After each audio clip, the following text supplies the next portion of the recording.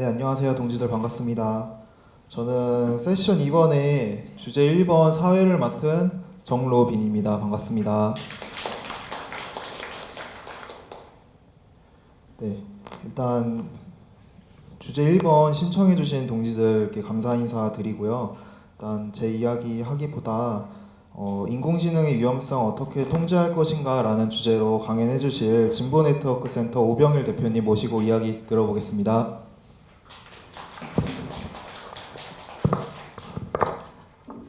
예, 반갑습니다. 저는 진보네트워크 센터라는 정보인권 단체에서 활동을 하고 있는데요. 다 아시죠? 다 아시나요?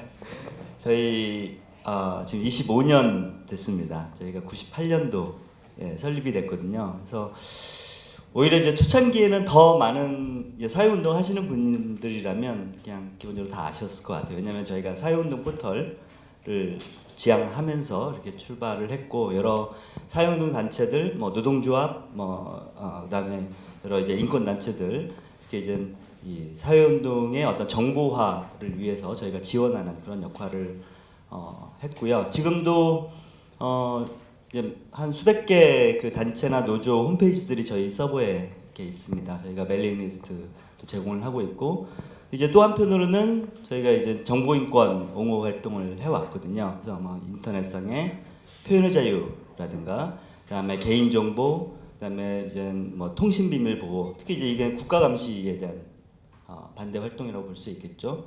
그리고 이런 지식 독점에 대한 어떤 반대, 망중립성 이런 정보인권 옹호 활동을 해왔습니다. 그런데 저희가 최근에 가장 초점을 맞추고 있는 두 가지 이슈가 있어요. 하나가 빅테크에 대한 대응이고요.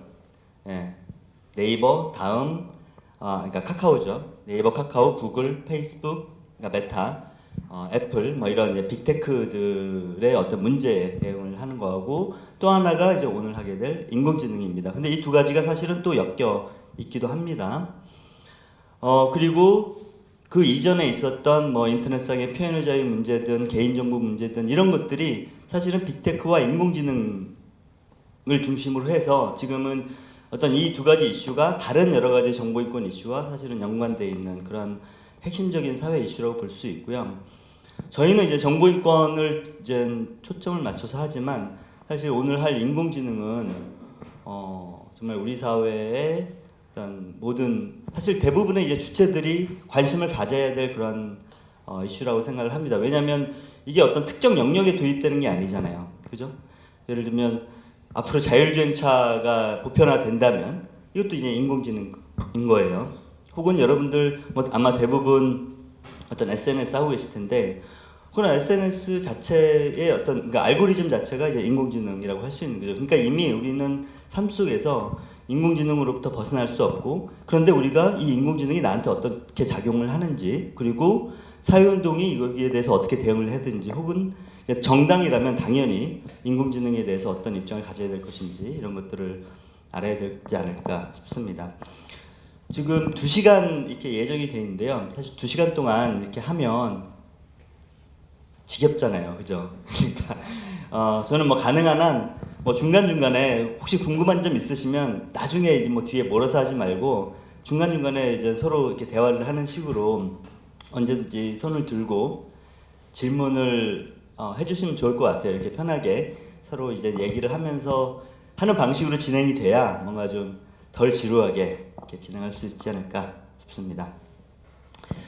자, 인공지능이 사실 요새 핫 이슈긴 하죠. 마치 90년대 진보넷이 처음 이제 저희가 출범을 했을 때 그때는 인터넷이 핫 이슈였어요. 그래서 전 사회적으로 이제 각 가정에 초고속 인터넷망이 깔리고, 기존에는 이제 피스통신 중심으로 활용을 하다가, 아마 여기서 피스통신 활용을 해보신 분들이 많을까요? 예. 그다음에 이제 인터넷으로 전환돼 가는 2000년을 전후해서 그런 시기였고, 그래서 막 사회단체들도 우리도 이제 뭐 인터넷 홈페이지도 만들고 정보화를 하지? 이런 고민을 하던 시기였는데, 지금 딱 어떻게 보면은 그런 시기하고 비슷한 것 같아요. 다 여기저기서 다 인공지능 얘기를 하는데 우리는 인공지능에 대해서 관심이 없어도 되나? 뭐 이런 사실 그런 약간 우려 같은 게 있잖아요. 한 측면에서. 한 측면에서는 인공지능의 어떤 여러 가지 위험성에 대해서도 얘기되지만 또 한 측면에서는 우리는 또 인공지능을 어떻게 활용을 해야 되지? 뭐 이런 아마 고민도 하실 것 같습니다. 근데 이제 우리 사회, 한국 사회에서 인공지능이라는 것을 사회적으로 탁 이렇게 사람들한테 이렇게 딱 인공지능을 뭐랄까 각인시킨 그런 사건은 알파고인 것 같아요. 그죠? 이세돌 구단하고 이제 대국에서 4대1인가 이렇게 이겼죠. 근데 그 이후에 또 한 번의 파고가, 이거 우리나라만의 문제는 아니지만 작년 말에 출시가 됐던 챗GPT죠. 혹시 챗GPT 다 써보셨나요? 써보신 분? 다 많이, 이거 많이 안 써봤다고 해야 되겠는데 여기 계신 분들은?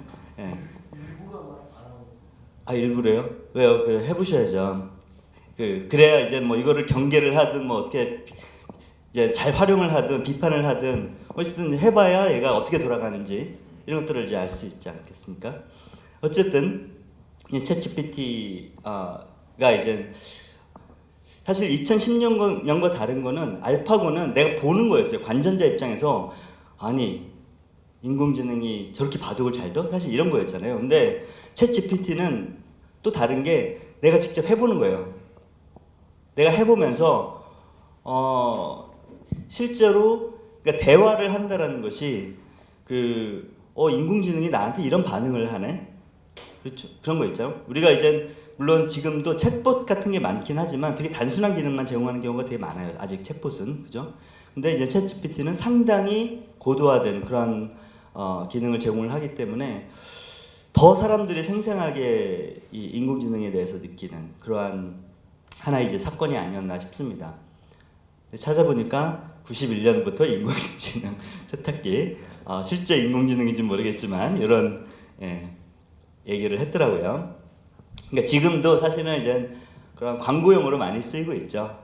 인공지능이 꼭 그러니까 최근의 의미에서 인공지능은 아니더라도 근데 광고용으로 많이 이제 쓰이고 있습니다. 그런데 사실 이렇게 우리 뇌리에 각인된 그런 사건 사실은 이면에 우리도 모르게 인공지능은 이미 많이 활용이 되고 있어요. 그죠? 예를 들어서 뭐 네이버에서 뉴스를 우리한테 보여주는 그 알고리즘, 뭐 이거 인공지능이죠. 뭐 인공지능 스피커도 있고, 그죠? 그다음에 SNS에서 페이스북에서 어떤 피드가 나한테 보여줄 것인가, 사실 이게 인공지능이죠, 뭐. 그러니까 사실 우리가 모르는 사이에 이미 우리 삶의 서비스로 도입이 되고 있습니다. 여러분들 특히 이제 번역 서비스 같은 거 많이 이용을 하시죠, 그죠? 뭐 파파고라든가 요즘에 딥L 같은 이제 그런 번역 서비스가 사실은 엄청나게 성능이 좋아졌어요, 과거보다. 지금도 완벽하진 않지만 엄청나게 성능이 좋아졌는데 그게 사실은 인공지능 때문이죠. 그런데 이런 인공지능이 이런 대중화됨과 동시에 인공지능의 어떤 위험성에 대한 경고도 계속 나옵니다. 실제로 우리나라에서도 사실은 몇 가지 사례가 있었어요. 예를 들어서 이루다, 그죠? 챗봇 이루다의 어떤 혐오 발언. 그다음에 사실은 이제 일반 대중들한테는 드러나지 않지만 그런 개인정보 침해 문제. 그게 원래 그 이루다 만든 회사에서 연예과학이라는 또 서비스를 하고 있었거든요. 그러니까 애인들이 서로 뭐 카카오톡 대화를 주고받고 이러잖아요. 이런 걸 갖고 뭐 저 사람이 나를 좋아하는지 안 좋아하는지 뭐 이런 거를 그냥 이렇게 상담해주는 그런 서비스인데 그 대화 내용을 이런 이루다 개발해서 쓴 거예요. 동의 없이.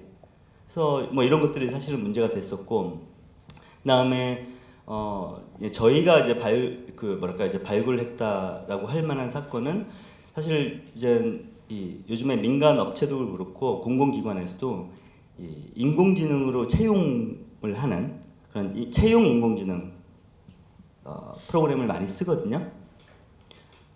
그래서 여기에 대해서 그럼 이제 공공기관이 직접 개발했을 리는 없고 분명히 민간 업체에 그걸 샀을 텐데 왜 채용 인공지능을 채택했을까요? 특히 이제 공공 영역에서 그 공정성 문제가 많이 최근 몇 년 동안 화두가 됐었잖아요. 사람이 하니까 불공정하더라. 괜히 이젠 뭐랄까 이 지인들 청탁을 받아서 뭐 채용을 하거나 이런 채용 비리가 많이 발생을 하더라. 그러면 인공지능으로 하자. 이렇게 된 거죠. 근데 아니 인공지능 우리가 이제 사용할 인공지능이 그러면 사람보다 더 공정하다는 보장이 있어야 되잖아요. 그래서 그 검토를 해봤습니까? 민간 인공지능 업체의 그 제품이 정말 공정하다는 그 검토를 해봤습니까? 그리고 그 기록이 있습니까? 이렇게 이제 저희가 정보공개 청구를 한 거예요. 아무도 안 가지고 있는 거예요. 그냥 믿고 있는 거죠. 잘 하겠지. 이 결과만 받아보고 있는 거예요. 그러니까 뭐 이런 이슈들도 있었고 해외에서도 몇 년 전부터 이런 여러 가지 예를 들면 이제 그 이후에 다시 볼 텐데 여러 가지 이제 그런 사례들이 불거졌습니다. 그래서 요거는 그 왼쪽에 있는 이 이미지는 이게 이제 Future of Life Institute라는 해외 기관에서 인공지능 개발을 6개월 동안 중단하자. 저는 사실 좀 생뚱맞다라는 생각을 하는데요. 뭐 6개월 개발 제한하면, 그러니까 이걸 들을 리도 없고 한다고 한들 뭐 그 사이에 인공지능에 대한 규제 방안이 나오는 건 아니잖아요. 어쨌든 뭐 이런 제안을 하기도 했었고 여기에 어쨌든 인공지능 전문가부터 해가지고 뭐 여러 이제 그 각계 전문가들이 뭐 여기 1,535명이 서명했다고 나오네요. 뭐 이렇게 하기도 했었고 그다음에 올해 말이죠. 그 영국에서 AI 안전 뭐 정상회의 뭐 사실 퍼포먼스일 뿐이지만 어쨌든 각 국에서는 이미 나름의 인공지능 규제 방안 이런 것들을 이제 논의를 하고는 있습니다. 어쨌든 국제적으로 모여서 위험하다 여기에 대해서 국제적인 협력이 필요하다 이런 상징적이나마 이제 이런 선언을 하기도 했습니다. 자 그러면 도대체 왜 인공지능 갖고 이렇게 난리냐? 한번 그 부분을 검토를 해볼게요. 우리가 인공지능 아까 이제 채용 인공지능 말씀드렸지만 뭔가 사실 여전히 그런 환상이 있어요. 기계가 하면 공정하겠지. 왜냐하면 뭔가 이렇게 사람의 주관이 개입될 여지 없이 프로그램을 통해서 그냥 어떻게 보면 이제 프로그램인데 이것도 프로그램이 산출하는 결과이니까 공정하겠지 이런 생각을 많이 합니다. 근데 과연 그럴까? 사실 인공지능과 관련된 가장 큰 문제점으로 많이 이제 얘기되는 게 이제 편향, 차별 이런 문제인 거죠. 그래서 이제 과거부터 여러 가지 사례들이 나타났어요. 그래서 예를 들면 저기 오른쪽 위부터 먼저 보시면 저게 이제 구글 포토에서 이제 자동으로 태깅을 해주는 그런 프로그램이거든요. 그랬더니 어떤 흑인 저기 중간 아래에 있는 흑인 이 여성을 태깅을 하는데 고릴라 이렇게 태깅을 한 거예요. 그래가지고 이제 뭔가 이게 알려지면서 이제 많이 문제가 됐죠. 지금은 아마 이렇게 안 나올 텐데 이제 그런 뭐 그 구글이 뭐 일부러 했다기보다는 학습이 제대로 안 된 거죠. 예. 특히 흑인에 대한 얼굴 인식 이런 부분들이 이제 제대로 안 됐고 이 아래에 있는 부분들은 이제 여러 그 뭐 아마존도 그렇고 페이스북, 뭐 구글 다 얼굴 인식 프로그램들을 갖고 있거든요. 근데 과연 그게 정확하냐? 여기 보시면 백인 남성이 가장 정확하다는 거예요. 100%라면 남성에 비해서 여성, 그다음에 백인에 비해서 흑인 혹은 유색인종 같은 경우는 정확도가 계속 떨어진다는 거죠. 그래서 이런 어떤 이 정확도 퍼센티지가 나오는데 이런 것들을 계속 정기적으로 예를 들면 미국의 어떤 국립표준원 같은 경우는 이런 조사를 하고 있어요. 그래서 이런 정확도가 떨어지는 것은 왜 그러냐? 인공지능이 사실 인공지능이 하는 거는 뭘 추론하거나 혹은 뭘 이제 구별을 하거나 뭐 이런 거거든요. 근데 그런 걸 하기 위해서 인공지능이 과거와 다른 점은 일반적인 전통적인 프로그램과 다른 점은 전통적인 프로그램은 사람이 다 일일이 지시를 해줬잖아요. 이런 흐름으로 이렇게 판단을 해야 돼라고 했다면 인공지능은 데이터를 넣어주면 자기가 알아서 학습을 한다는 거예요. 우리가 여기서 뭐 이 부분에 대해서 기술적으로 들어갈 건 아니지만 그걸 이제 그래서 기계학습, 머신러닝이라고 하죠. 데이터를 넣어주면 인공지능이 그 데이터의 패턴을 파악을 하는 거예요. 사실 거대 언어 모델이나 이런 것도 다를 바가 없거든요. 예를 들면 언어 모델로 비유를 하자면 예를 들면 도구는 개야, 번역을 할 때 도구는 개야, 뭐 보이는 소년이야 이렇게 이제 일일이 과거에는 이제 번역 프로그램들이 그렇게 했다면 지금은 여러 그 기존의 문헌들을 넣어주면 얘가 이런 문장들이 이런 패턴으로 나타나는구나 라고 자동으로 이제 인식을 하는 거죠. 그런 식으로 이제 번역 프로그램의 방식도 이제 달라지는 건데 데이터의 편향이 있기 때문에 저런 어떤 차별이 있었다. 다시 말하면 백인에 대해서는 데이터가 되게 많은 거죠. 많으니까 이제 점점 더 정확하게 인지를 한 반면에 흑인이나 여성이나 이런 부분들은 데이터가 상대적으로 적다 보니까 정확하게 이제 인지를 못했다. 근데 이러한 인공지능이 실제로 활용이 되면 뭐 저런 구글 포토야 큰 영향이 없다라고 볼 수도 있지만 만일에 범죄 수사에 활용이 된다면 미국에서 실제 범죄 수사에서 얼굴 인식이 대부분의 주에서 그런 시스템을 가지고 활용을 하고 있거든요. 그래서 예를 들면 어떤 사건이 났는데 거기 CCTV에 찍힌 그 영상, 이미지를 인식을 해서 얼굴 인식을 해서 그 예를 들면 이제 운전면허 데이터베이스 이런 거에 돌려보는 거죠. 그리고 이제 이 사람이 일종의 이제 그 용의자다. 이렇게 해서 체포를 하고 뭐 구금을 하고 했는데 사실은 알고 보니 나중에 이제 이 사람의 다른 알리바이가 밝혀지는 거죠. 잘못 인식했다. 그럼 그 사람은 뭔 죄예요? 그냥 아무런 죄도 없는 사람이 단지 이제 실제 범인과 비슷하다. 근데 사실 비슷한지 아닌지는 우리도 사실은 이제 다른 외국 사람들 보면 잘 모르잖아요. 모르겠어요. 저는 아이돌 보면 다 똑같이 느껴지거든요. 근데 이제 물론 젊은 친구들은 그렇진 않겠죠. 그죠? 그러니까 사실은 우리가 잘 익숙하지 않은 어떤 그런 사람들을 보면 다 비슷하게 느껴지거든요.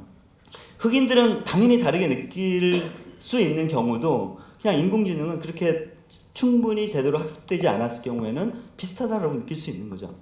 그래서 이렇게 잘못 판단하면 정말 어떤 그 개인의 인권에 큰 어떤 영향을 미칠 수 있는. 예를 들면 이제 이 사람이 알리바이를 입증 못하고 잡혀갔다, 그러니까 계속 뭐 이제 감옥살이를 하게 된다면 더 큰 문제가 되는 거죠.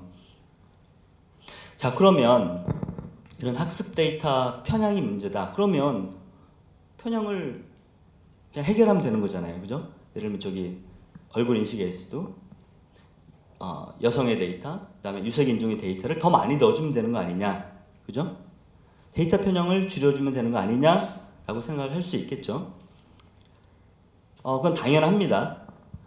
그래서 실제 이제 인공지능 개발 과정에서 데이터의 편향성을 줄이기 위한 노력, 이건 되게 중요해요. 그건 되게 중요합니다. 근데 그것만 한다고 다 될까라는 문제가 이제 또 있는 거죠. 만일에 실제 데이터 자체가 편향돼 있다면, 그러니까 의도적으로 이렇게 그 뭐 백인 남성만 많이 하고 이런 게 아니라 그냥 잘 하려고 했는데 데이터 자체가 현실을 반영을 하기 때문에 편향성이 있을 수밖에 없다라는 거예요. 자, 요 아래 사진은 뭐냐면 이 코로나 시기에 영국에서 이제 영국도 우리나라 수능처럼 대입 시험이 있나 봐요. A레벨 테스트라고. 그거를 봐야 되는데 코로나 때문에 못 본 거예요. 근데 저는 참 영국 정부가 이렇게 대담한지 몰랐는데 이거를 인공지능으로 저 사람의 예를 들면 이제 인공지능으로 그 학생들의 수능 점수를 매긴 거예요. 쉽게 말하면. 뭘 토대로 했느냐? 과거의 그 학생의 어떤 과거 기록이라든가. 근데 또 문제는 그 학생의 어떤 학교의 전반적인 과거 뭐 입학 기록 같은 게 있을 거 아니에요. 이런 것들을 이제 종합적으로 판단해서 이 학생의 어떤 점수를 부여한 거죠. 그거 갖고 이제 대학에 들어갈 수 있을지 없을지 이런 것들이 이제 판단이 되는 건데 학생들이 난리가 났죠. 그래서 막 지금 시위하고 있는 거예요, 학생들이. 그러면서 당신의 알고리즘은 나를 모른다. 막 이러면서 이제 시위를 하는 거죠. 좀 우리 듣기에도 좀 황당하죠? 아니, 설사 내가 맞을 것과 비슷한 점수를 부여했다고 하더라도 아니 내가 시험 보지 않았는데 나한테 점수를 부여하고 그에 맞춰서 대학을 가라는 거잖아요. 그죠? 그걸 수용할 수 있을까요? 과연 학생들이? 그죠? 우린 다 이제 시험을 보면서 혹시나 운이 좋아서 엄청 대박 점수를 맞지 않을까라는 또 꿈도 꾸는데 아예 그런 꿈도 이제 박탈당하는 거죠. 그뿐만이 아니라 여기서 이제 또 문제로 지적된 게 아까 이제 그 학생이 속한 학교에 그 과거의 어떤 이 기록들 이런 것들이 참조한다고 그랬잖아요. 그러면 우리나라로 치면 저기 지역에 있는 어떤 고등학교가 높게 평가받을까요? 아니면 강남에 있는 사립학교가 높게 평가받을까요? 당연히 강남에 있는 사립학교가 높게 평가받겠죠? 여기도 그런 거예요. 사립학교는 그 학생들은 상대적으로 이제 높은 점수를 받은 반면에 영국의 공립학교, 특히 가난한 지역에 있는 공립학교들은 그렇게 높은 점수가 안 나온 거죠. 그래서 결국에는 학생들의 시위가 이루어지고 문제 제기가 되면서 교육부가 이제 그럼 이 점수만을 갖고 판단하는 것이 아니라 다른 방식도 같이 병행을 하겠다라는 식으로 정책을 변경을 했습니다. 그다음에 아마존 이건 유명한 사례인데 아마존에서도 사람들을 채용을 하는데 자체 채용 프로그램을 한번 개발을 한 거예요. 인공지능으로 하는. 근데 이제 실험을 해 보다가 이건 사용 못 하겠다라고 하면서 폐기를 했대요. 왜냐면 이걸 이렇게 하니까 여성 지원자에 대해서 상대적으로 안 좋은 평가를 하는 거예요. 왜냐? 아마존에는 전통적으로 남성 개발자가 많았거든요. 그러니까 어떤 그 지원자가 예를 들면 여성 체스 클럽 그런 경력이 있다. 이러면 여성이잖아요. 그러면 안 좋은 평가를 내리는 거예요. 근데 이건 아마존이 의도적으로 그렇게 낮게 평가한 게 아니죠. 그냥 과거의 데이터를 갖고 학습을 했는데 과거에는 그냥 아마존에 남성 직원들이 훨씬 더 많았던 거예요. 더 높은 평가를 받았고 그랬더니 인공지능이 이렇게 평가를 해야 되나 보다 라고 학습을 한 거죠. 그래서 이런 어떤 사례들을 보면 쉽지 않다. 우리가 이제 당연히 지금도 그 데이터, 학습 데이터의 편향성을 사전에 검토를 하기는 해야 되지만 내재적인 한계가 있는 거예요. 그 데이터 자체가 편향적이라면 어떻게 할 거냐. 그 다음에 또 하나의 문제는 내가 실제 잘못한 게 아니라 내가 실제 뭘 했기 때문이 아니라 내가 속한 그룹에 의해서 판단이 되는 경우가 있어요. 사실 뭐 예를 들어서 자동차 보험 같은 근데 이게 이 인공지능을 하다 보면 과거에 우리가 너무나 당연하게 생각했던 것에 대해서 다시 한번 생각해 보는 게 있는데 예를 들면 자동차 보험 같은 경우 예를 들면 이제 그 20대 남성 같은 경우는 아마 이제 다른 그 뭐 더 나이 많은 사람이라든가 여성에 비해서 보험료가 높아질 거예요. 왜냐하면 사고 날 확률이 높다. 이렇게 젊은 남성들은 좀 난폭하게 운전하는 경향이 있지. 사고 날 확률이 높기 때문에 높게 측정을 하는 거예요. 보험료를. 근데 보험회사 입장에서는 전반적인 통계 자체는 그렇게 설정을 하면 아마 이게 비슷하게 나올 거예요. 그걸 기준으로 해서 할 텐데 개인 입장에서는 난 정말 얌전한 남성 20대인데 내 그룹이 그렇게 난폭 운전을 한다는 이유로 난 높은 보험료를 감당을 해야 되는 거잖아요. 이건 합당한 겁니까? 라고 이제 질문해 볼 수 있는 거죠. 그죠? 마치 흑인 범죄율이 예를 들면 미국 우리나라는 뭐 인종 문제가 아직까지는 크게 불거지진 않고 있지만 흑인 범죄율이 높은데 가석방 판단을 해요. 근데 흑인들은 이 재범 확률이 높기 때문에 가석방을 해줄 수 없어 라고 한다면 나는 내가 실제 그러냐 아니냐가 아니라 그 과거에 우리 그룹이 나와 같은 속성을 가지고 있는 그룹이 어떻게 했느냐에 따라서 내가 결정이 되는 거잖아요. 과연 그래도 되는 거냐 이런 문제가 되는 거죠.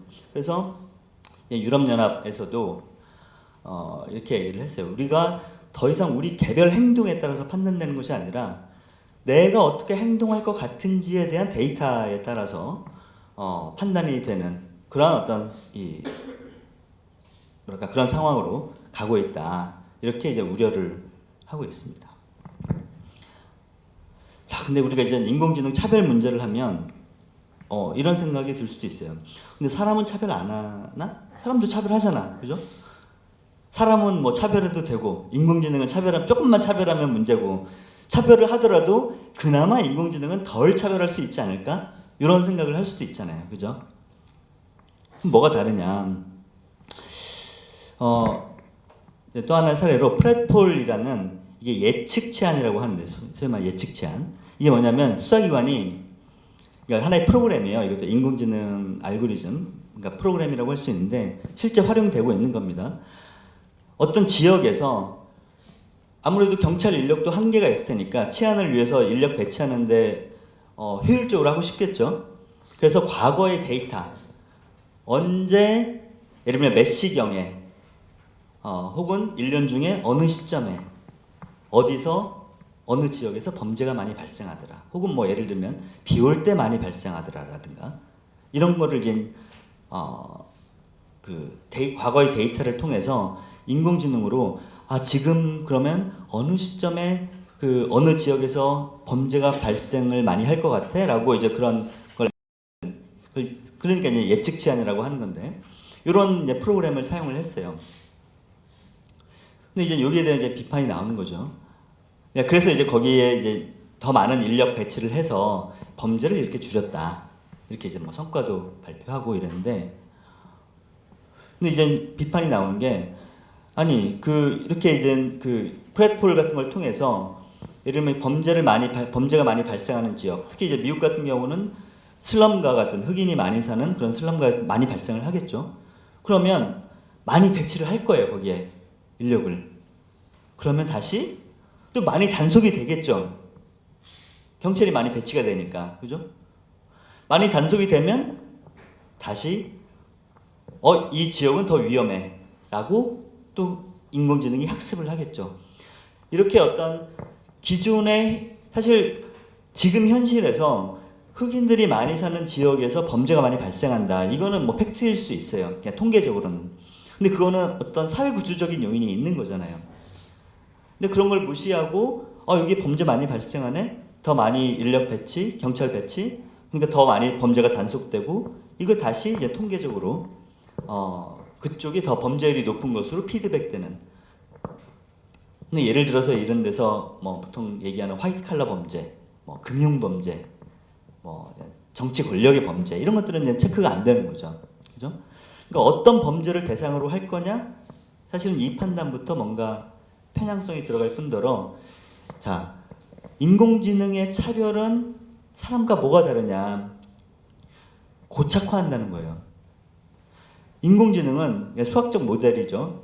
이 캐시 오닐이 이제 미국의 수학자이고 우리나라에서 인공지능 대량 살상 무기 알고리즘 대량 살상 무기 이런 이제 책을 번역이 돼 있어요. 책을 쓴 분인데 이 수학적인 모델은 아까 인공지능은 패턴을 인식하는 거라고 그랬잖아요. 패턴. 과거의 데이터를 기반으로 해서 과거에 기반을 두고 이런 패턴이 계속 반복될 거라는 것을 전제한다라는 거죠. 그래서 이런 차별, 현실의 불평등을 고착화한다는 거예요. 사람은 차별을 하지만 뭐 여러 가지 문제 제기가 있고 뭐 이런 어떤 구조를 시스템을 변경을 해서 차별을 자꾸 없애려고 노력을 할 수 있잖아요. 그죠? 근데 이것이 기계의 알고리즘으로 들어가면 그리고 계속 자동화된 방식으로 계속 반복해서 이제 시행이 되면 계속 그 현실의 불평등이라든가 차별을 고착화하는 그런 문제가 있다라는 거죠. 자, 아까 제가 지금 여기까지가 이제 하나의 이제 알고리즘 편향과 차별에 대한 얘기였고요. 또 하나의 문제는 불투명성이에요. 우리가 인공지능 알고리즘을 블랙박스라고 많이 합니다. 블랙박스다. 무슨 말인가 하면 알 수 없다라는 거예요. 그게 왜 제가 이렇게 얘기를 했는지. 전통적인 프로그램은 알 수 있어요. 사람이. 프로그래머가. 왜냐하면 자기가 설계를 했기 때문에. 근데 인공지능의 문제는 데이터를 넣어가지고 얘가 사람이 잘 인지하지 못했던 어떤 패턴을 인식을 하는 거거든요. 인공지능은. 그러니까 프로그래머도 개발자도 나도 얘가 어떻게 판단하는지 모른다. 라고 얘기를 해요. 그래서 이제 블랙박스라고 하는 건데, 알파고가 왜 이세돌 구단보다 잘 두는지, 이 메커니즘, 얘가 왜 이 수를 여기다 뒀는지 이거 사실 몰라도 돼요. 그죠? 잘 두기만 하면 됩니다. 바둑 인공지능은. 근데 공공기관이 어떤 판단을 했는데, 예를 들어서 뭐 예를 들면 채용 AI가 누구를 뽑을지 선택한다든가, 그다음에 어떤 사람한테 복지급여를 뭐 예를 들면 지급을 할지, 혹은 누구를 배제할지 이런 결정을 하는데, 나 왜 그렇게 했는지 잘 모르겠고 일단 인공지능이 그렇게 했어 라고 한다면 우리가 과연 그 정책을 신뢰할 수 있을까요? 사실 뭐 인공지능까지는 아니지만 최근에 이런 사건도 있어요. 이 과속 단속 카메라 있잖아요. 과속 단속 카메라. 이거를 갖고 자동으로 가끔 과속하시면 이게 고지서가 날라오죠. 과태료 고지서가 날라오죠. 근데 어떤 제주도에서 어떤 기사분이 뭔가 이상한 거예요. 자기는 과속을 안 했고 또 그 위치에 있지 않았는데 이제 그 고지서가 날라온 거예요. 끝까지 추적을 해서 보니까 그 과속 단속 카메라가 뭔가 이제 인식에 문제가 있었다라는 것이 결국 밝혀졌어요. 그러니까 그런 기계는 사실은 언제나 고장의 어떤 위험에 열려 있거든요. 그냥 인공지능도 사실은 그냥 마찬가지인 거죠. 자, 그런데 이런 인공지능의 불투명성이 아까 이제 바둑처럼 큰 문제가 아닌 경우도 있고요. 예를 들면 뭐 게임이라든가 뭐 이런 것들은 문제가 아닐 수 있겠죠. 근데 특히 공공기관 같은 경우는 투명성이 중요하잖아요. 투명성, 책임성이 중요하게 됩니다. 왜냐하면 시민들은, 기업들은 내가 이 기업이 마음에 안 들어? 이러면 소비자는 다른 기업으로 옮길 수 있어요. 다른 상품으로. 그죠? 근데 공공기관, 국가는 내가 선택할 수 없잖아요. 그 공공기관의 그 서비스를 내가 그 대상이 될 수밖에 없죠. 그리고 당연히 또 공공기관은 권력기관이죠. 권력기관이기 때문에 당연히 이제 투명성이 요구되는 겁니다. 투명하지 않으면 권력을 언제든지 남용할 수 있기 때문에. 그래서 이런 불투명성이 공공기관의 이런 책무성, 투명성과 충돌을 하게 되는 상황이 발생을 하는 거죠. 그래서 이제 특히 공공기관의 인공지능 채용이 문제가 되는 건데요. 아까 저희가 국내 공공기관 AI 채용에 대해서 실험을 했다고 말씀드렸잖아요. 저희가 조사를 할 당시에 한 40%, 죄송한데, 한 10여 % 정도 공공기관이 인공지능 채용 시스템을 도입을 하고 있었고, 단순히 참고용이 아니라 실제 이제 당락을 결정하는 용도로 활용을 하고 있었다. 그리고 이제 이 인공지능 채용 시스템이 활용되는 영역이 여러 가지인데, 일단 서류가 수천 명이 지원을 할 수도 있기 때문에 1차 서류 평가 걸러내는 그런 용도로 활용할 수도 있지만, 많이 문제되는 거 있죠. 그러니까 이 원격으로 이 사람을 면접을 보는 거예요. 인공지능이. 사람이 아니라 인공지능이. 근데 문제는 지원자들이 도대체 내가 어떻게 해야 좋은 점수를 받는지 모른다는 거죠. 그래서 예를 들면 항상 웃는 얼굴로 있어야 된다, 라든가 이런 여러 가지 이제 안내가 나오지만 그게 정확한지도 몰라요. 그러니까 이제 이런 우려를 할 수도 있는 거죠. 난 사투리를 쓰는데 얘가 혹시 제대로 인식 못하면 어떡하지? 혹은 부정적인 평가를 받으면 어떡하지? 라든가, 그죠? 혹은 저런 게임 방식으로 한다고 하기도 해요. 저 게임을 갖고 이 사람이 어떤 능력이 있는지 판단을 한다는 거예요. 근데 과연 저게 직무랑 관련이 있는 건가? 이런 의문도 들고요. 그래서 저희가 너네가 민간 AI 시스템을 확인해 봤느냐라고 아까 이제 정보공개 청구했다고 말씀드렸는데 전혀 검토를 안 한 거예요. 검증을 안 한 거죠. 사실은 이런 걸 이제 조달이라고 하잖아요. 공공기관이 구매하는 거. 조달을 한다면 컴퓨터를 사더라도 하다못해 이 컴퓨터가 어떤 성능이 있는지 이런 걸 알아야 되잖아요. 그죠? 어떤 소프트웨어면 어떤 기능을 하는지. 이런 것들을 알아야 되는데 전혀 그런 것들이 없는 거죠. 그리고 자세한 내용 물으면 그럼 그 기업의 영업 비밀이기 때문에 우리가 얘기할 수 없다. 이렇게 얘기를 하는 거죠. 비슷한 게 미국에서도 있었나 봐요. 그 휴스턴에서 이 교사들을 평가를 하는데 예를 들면 학생들이 전년도에 비해서 얼마나 성적이 올랐는지라든가 이런 데이터를 활용을 한 거예요. 근데 이 어떤 이 자동화된 알고리즘을 통해서 예를 들면 뭐 승진 여부, 보너스, 뭐 해고까지 이런 것들을 판단을 하는데 도대체 뭘 기준으로 해서 내가 이런 평가를 받는지에 대해서 알 수가 없는 거죠.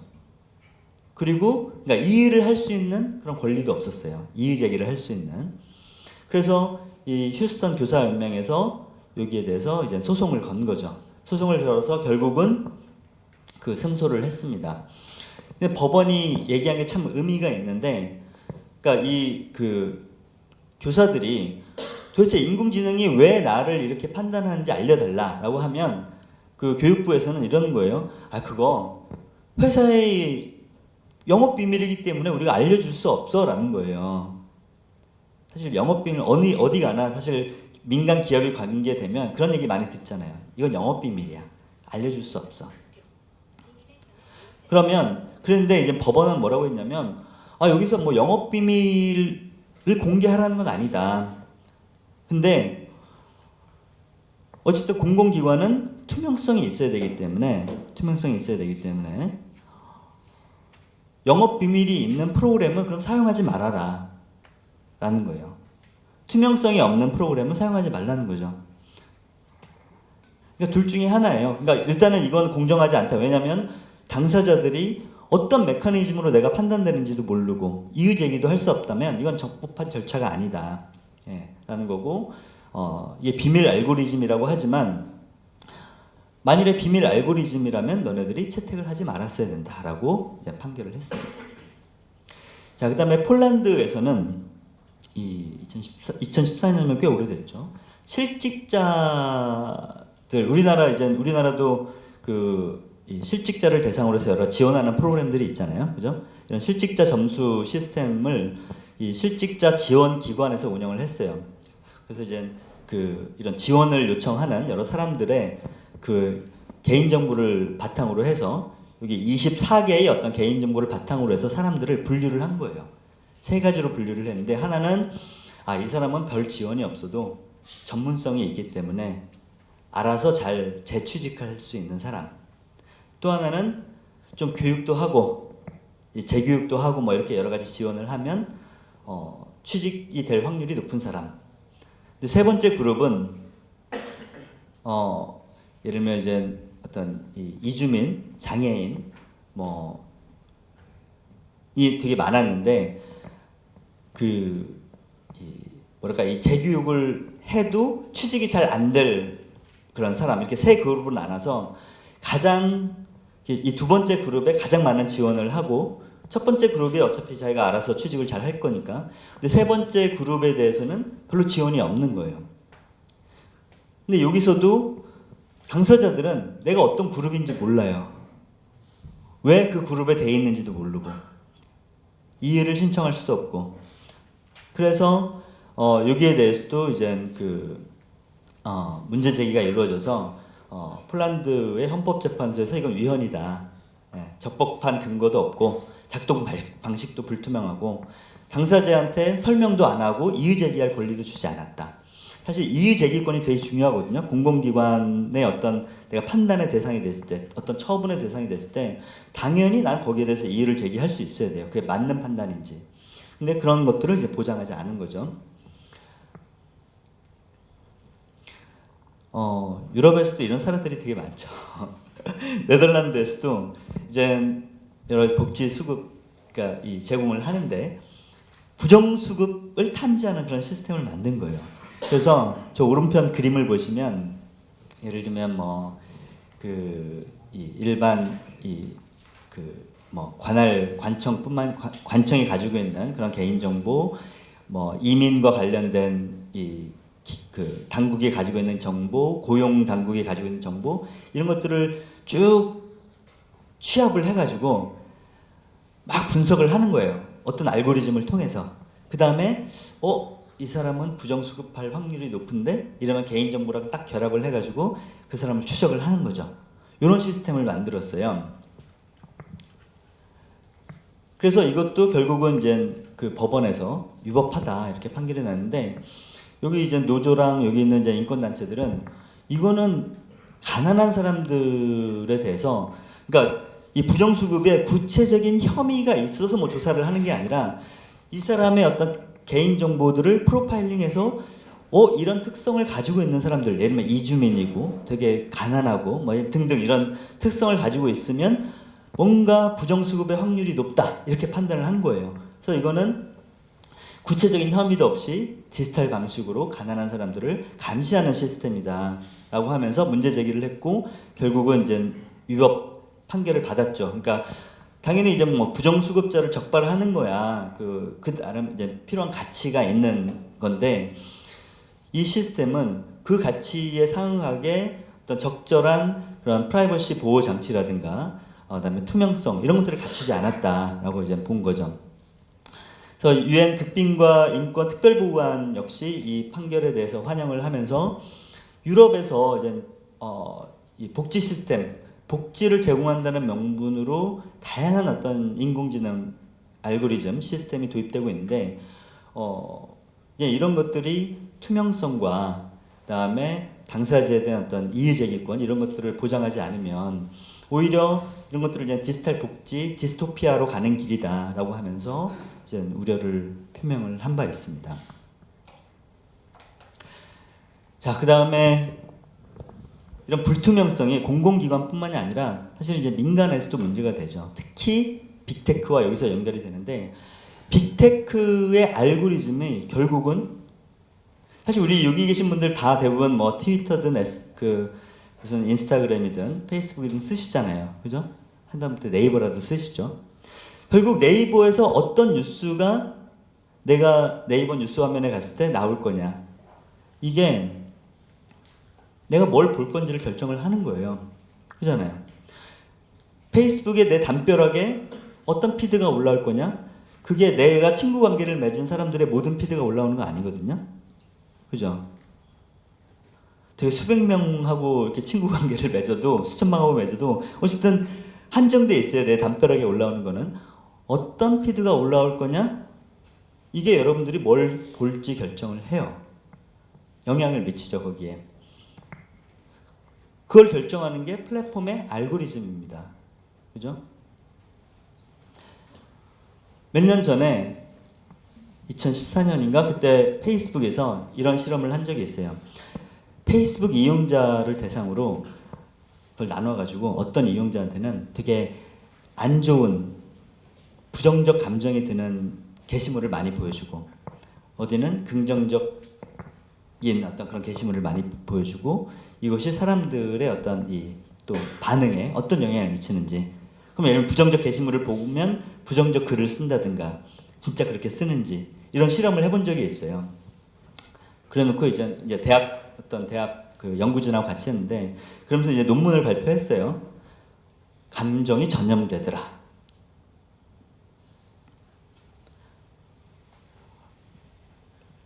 그래서 이게 되게 많이 비난을 받았거든요. 사람들한테 일단 제대로 동의를 받았냐 라는 것도 있고, 이런 연구를 해도 되느냐, 사람들을 조작한 거잖아요. 그렇죠?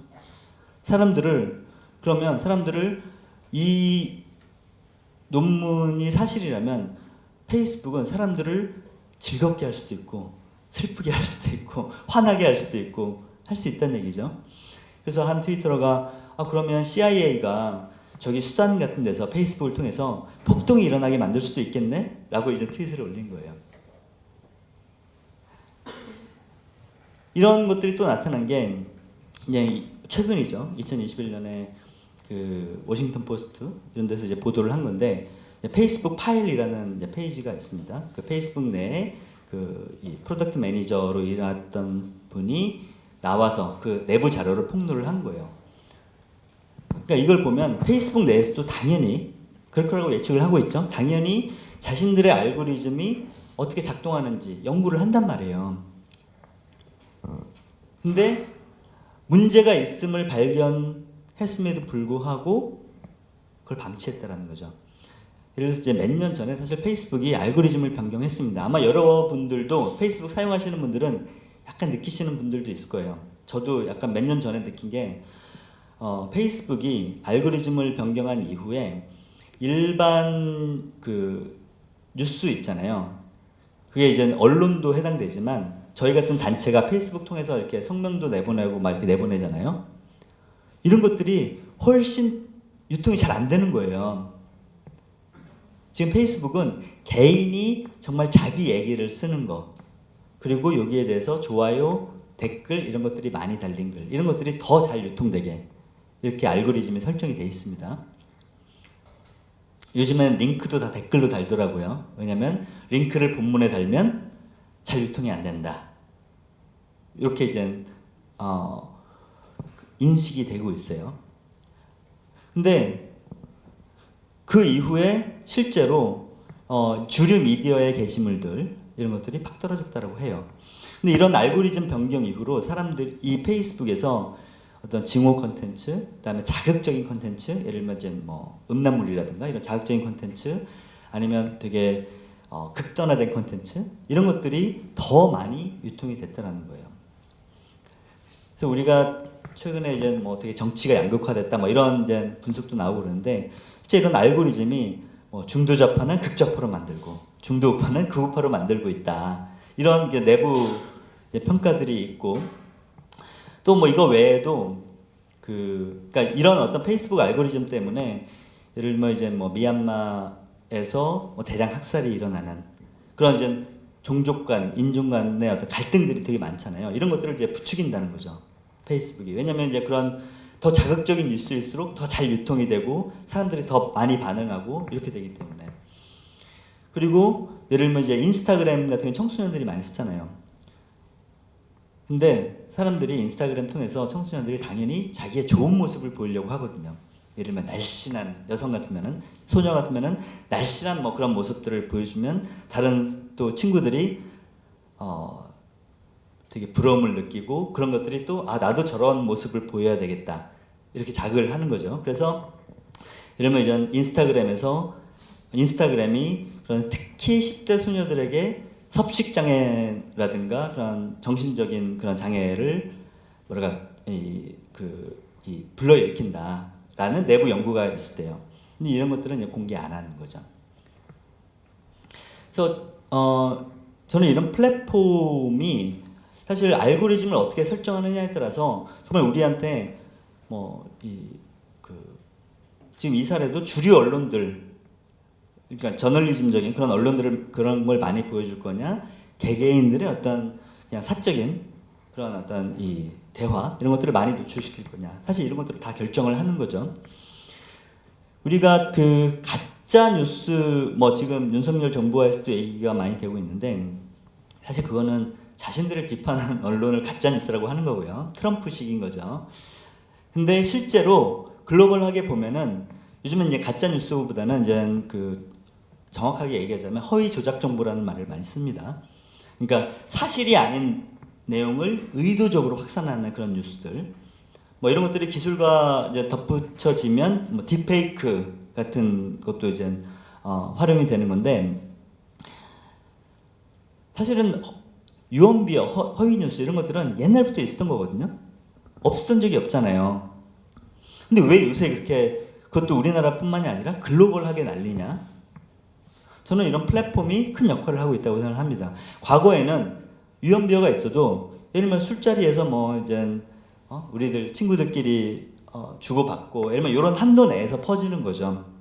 혹은 커봤자 일국 내에서 확산되고 이랬을 텐데 지금은 글로벌하게 그런 확산이 되고 또 이런 게 이런 페이스북 시스템을 통해서 어떤 나라에서는 정말 악의 없이 어떤 이제 가난한 지역에 이 젊은 친구들이 돈을 벌기 위해서 가짜 뉴스를 상업적인 목적으로 만드는 그런 지역도 있다라고 해요. 네. 그래서 이런 어떤 가짜 뉴스, 그러니까 가짜 뉴스란 말은 사실 쓰는 별로 정확한 개념은 아닌데 이런 허위 뉴스, 허위 조작 정보 이런 것들이 확산되는 원인에는 플랫폼이 있다. 특히 이제 선거 시기에 많이 쓰이죠. 특히 이제 페이스북에 그런 내부 개인 정보들이 유출이 돼서 예를 들면 이 미국에서의 어떤 대선이라든가 영국 브렉시트 선거 그러니까 그 운동 캠페인에 활용이 됐다. 그래서 이제 이것도 페이스북의 내부 고발자가 나와서 페이스북의 내부 고발자가 아니라 캠브리지 애널리티카라는 그런 정치 컨설팅 업체의 내부 고발자가 나와서 폭로를 한 거죠. 페이스북에서 이제 그 페이스북에 제3자 앱들이 있거든요. 예를 들면 설문조사 이런 거 많이 하잖아요. 페이스북에서 게임 이런 거 많이 하는데 이걸로 그 This is your digital life라는 그런 앱이 있었는데 이걸 설문조사를 하는 거예요. 근데 이걸 하면 여러분들의 정치적 성향이 다 파악이 되는 거죠. 이게 유출이 돼서 타겟 광고에 활용이 되는 거예요. 근데 상업적 광고뿐만이 아니라 정치 광고에 활용되는 거죠. 예를 들어서 어떤 사람이 이 사람은 되게 전통을 중요시하는 사람이야 라고 하면 되게 일면 애국주의적인 뭐 그런 컨텐츠를 내보내겠죠. 그 다음에 그 가족을 중시하는 사람이다. 그러면 이 후보가 얼마나 이 가족의 가치를 중시하는지 이런 것들을 내보내겠죠. 미국에서 예를 들면 민주당 지지자한테 트럼프를 막 이렇게 홍보한다고 설득이 되겠습니까? 아니겠죠. 그러면 힐러리가 얼마나 문제가 많은 후보인지, 얼마나 거짓말을 많이 했는지 라는 식의 어떤 선거운동을 하는 거예요. 이러면 최소한 투표를 하진 않겠죠. 이런 식으로 이제 각 그 이용자들의 특성에 따라서 이제 마이크로 타겟팅이 가능한 그런 선거운동을 하게 되는 겁니다. 물론 뭐 전통적으로 선거 때는 다 어떤 이 여러 가지 정보에 기반한 선거운동을 하죠. 길거리에 나가서 여기는 젊은 사람들이 많이 오는 지역이니까 뭐 거기에 맞춘 캠페인을 한다든가 이런 전략을 짜기는 합니다. 하지만 이런 플랫폼에서 이루어지는 것은 또 다른 차원이 있는 것 같아요. 첫째, 이런 개인정보에 기반을 해서 아주 미세한 마이크로 타겟팅이 가능하다는 거. 두 번째는 보는 사람이 기존에는 신문이나 방송에 정치 광고가 실리면 다 알아요. 이게 정치 광고라는 거. 근데 지금 여기서는 나한테 그 피드가 뜰 뿐이에요. 내 담벼락에. 그러니까 내가 그 정치 광고라는 걸 인지하지 못하고 그냥 내 주변, 내가 접하는 정보로서 인식할 수 있는 거죠. 훨씬 더 수용성이 높아지는 거죠. 경계심이 없고. 세 번째는 이게 그 누가 하는지를 몰라요. 보통 이제 신문, 방송, 광고들 다 규제가 되잖아요. 페이스북은 누가 얼마만큼 누구를 대상으로 광고했는지 전혀 알 수가 없어요. 그죠?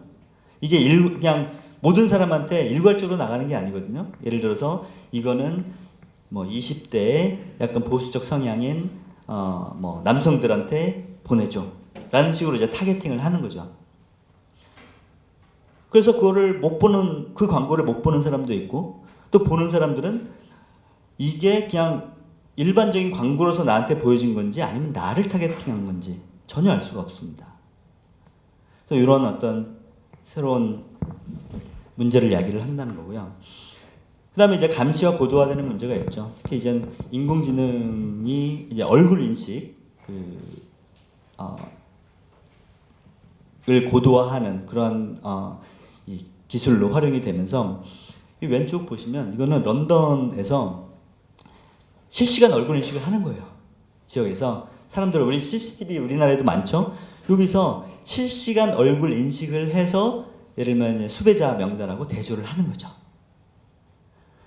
미국에서도 일반적인 얼굴 인식, 예를 들면 사진 같은 거, CCTV 영상에 일부 그 캡처된 거를 운전면허 그 얼굴과 대조해 본다든가 이런 것도 뭐 대부분 주주들이 하고 있지만 이거는 길거리 CCTV를 통해서 거기 오가는 사람들의 얼굴을 실시간으로 바로 분석을 하는 거예요.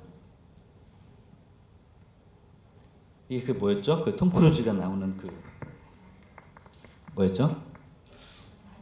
예, 마이너리티 리포트 같은 게 사실은 지금 이미 가능한 거죠.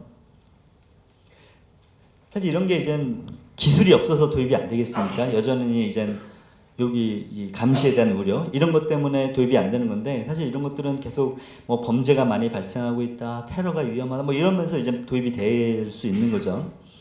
그래서 이제 유엔에서도 이런 실시간 그러니까 공개된 장소에서 실시간 얼굴 인식에 대해서 이 안전 장치가 마련할 때까지 중지해라, 도입을 중지해라라고 이제 권고를 했고요.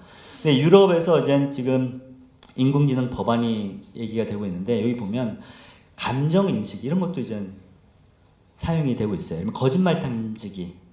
이러면 유럽 같은 경우는 특히 이민이라든가 불법 이민 뭐 이런 것들이 문제가 많이 되고 있잖아요. 그러면서 거짓말 탐지기 같은 것도 많이 활용이 됐나 보더라고요. 근데 이제 그런 거짓말 탐지기라는 게 이런 거 비슷한 거죠. 이제 얼굴 인식 같은 걸 통해서 아, 이 사람이 지금 어떤 이 감정을 가지고 있는지 이런 것들을 이제 파악을 하는 거예요. 표정을 갖고. 근데 이제 유럽의 인권 단체들은 이건 되게 비과학적이다. 과학적으로 입증되지 않는 그런 기술들을 활용을 하는 거다라고 비판을 하고 있고 또 과학적인 걸 떠나서 이러면 이런 만일에 이런 게 도입이 되면 예를 들면 집회가 있을 때 어떤 사람이 감정을 읽고 아, 저 사람은 곧 폭력적으로 변할 거야 라고 판단한 이후에 사전에 그 사람을 통제하려고 할 수 있다는 거죠. 그래서 이제 이런 것들이 일반화됐을 때 어떻게 이제 그 집회의 자유, 표현의 자유를 침해할 수 있는지 이런 부분들에 대한 우려를 하고 있습니다.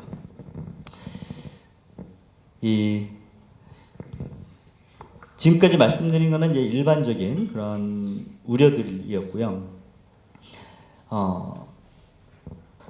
특히 이제 인공지능이 이런 노동이라든가 노동 방식, 노동 과정 혹은 이제 생산 시스템에도 여러 가지 부정적인 영향을 미칠 수가 있습니다.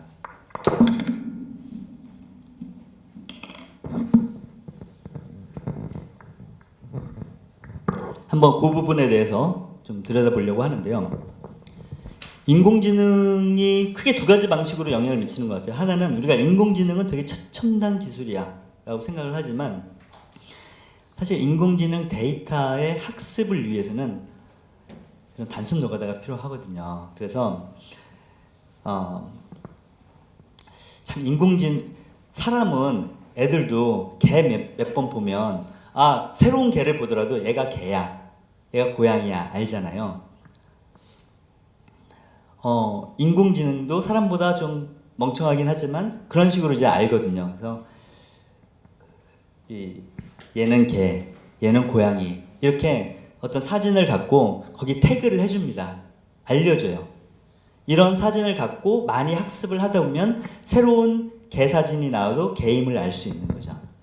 이걸 이제 지도학습 방식이라고 하는데 그래서 이런 어떤 사진에 이런 이름을 붙여주는 그런 학습 데이터를 만들기 위해서 이런 작업들이 많이 필요해요. 이런 것들이 이제 그 저임금 이 노동으로 많이 흘러 들어가는 거죠.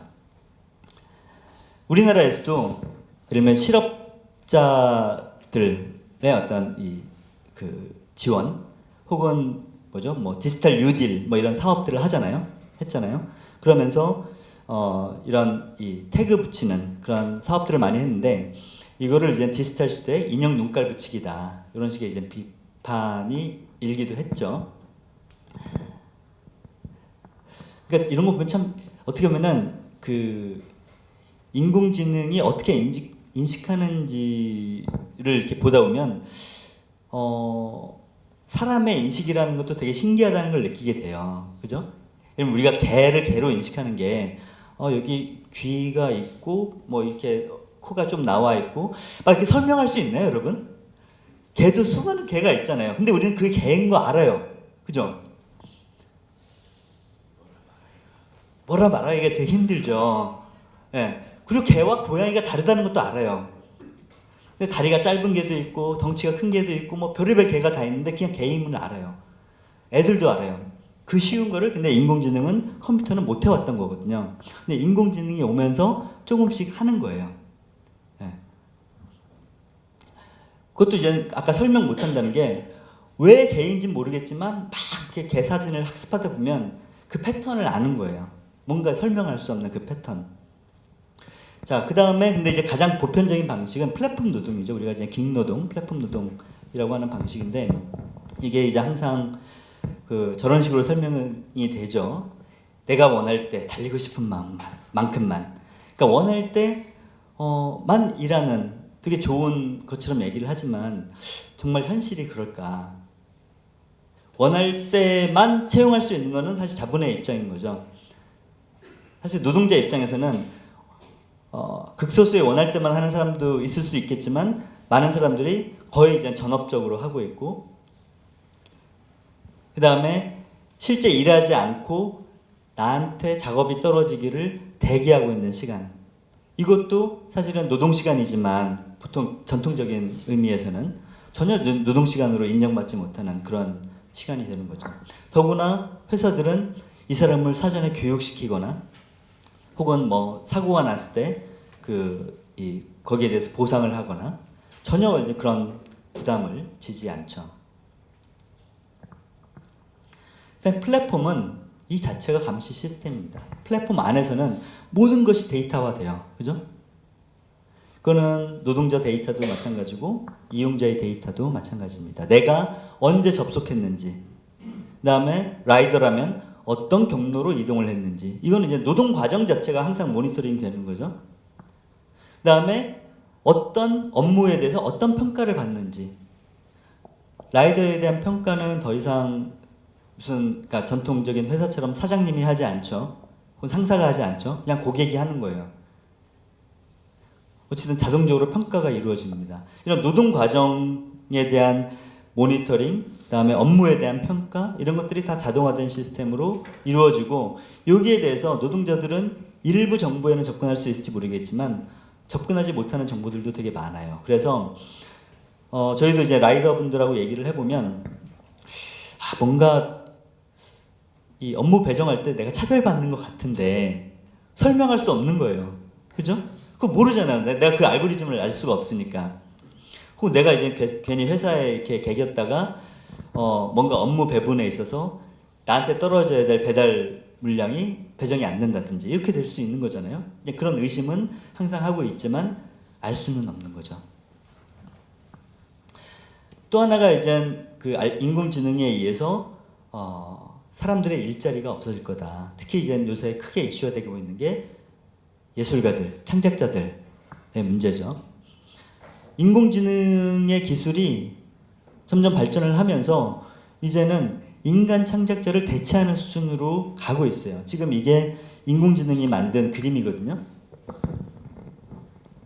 이게 미드저니라는 프로그램 생성형 인공지능이라고 하죠. 이걸로 만든 스페이스 오페라 극장이라는 그림인데 정말 잘 그렸죠. 이 정도 수준이라는 거예요. 오른쪽도 어떤 사진전에 출품돼가지고 상을 받았는데 알고 보니 인공지능이 만든 거였어요.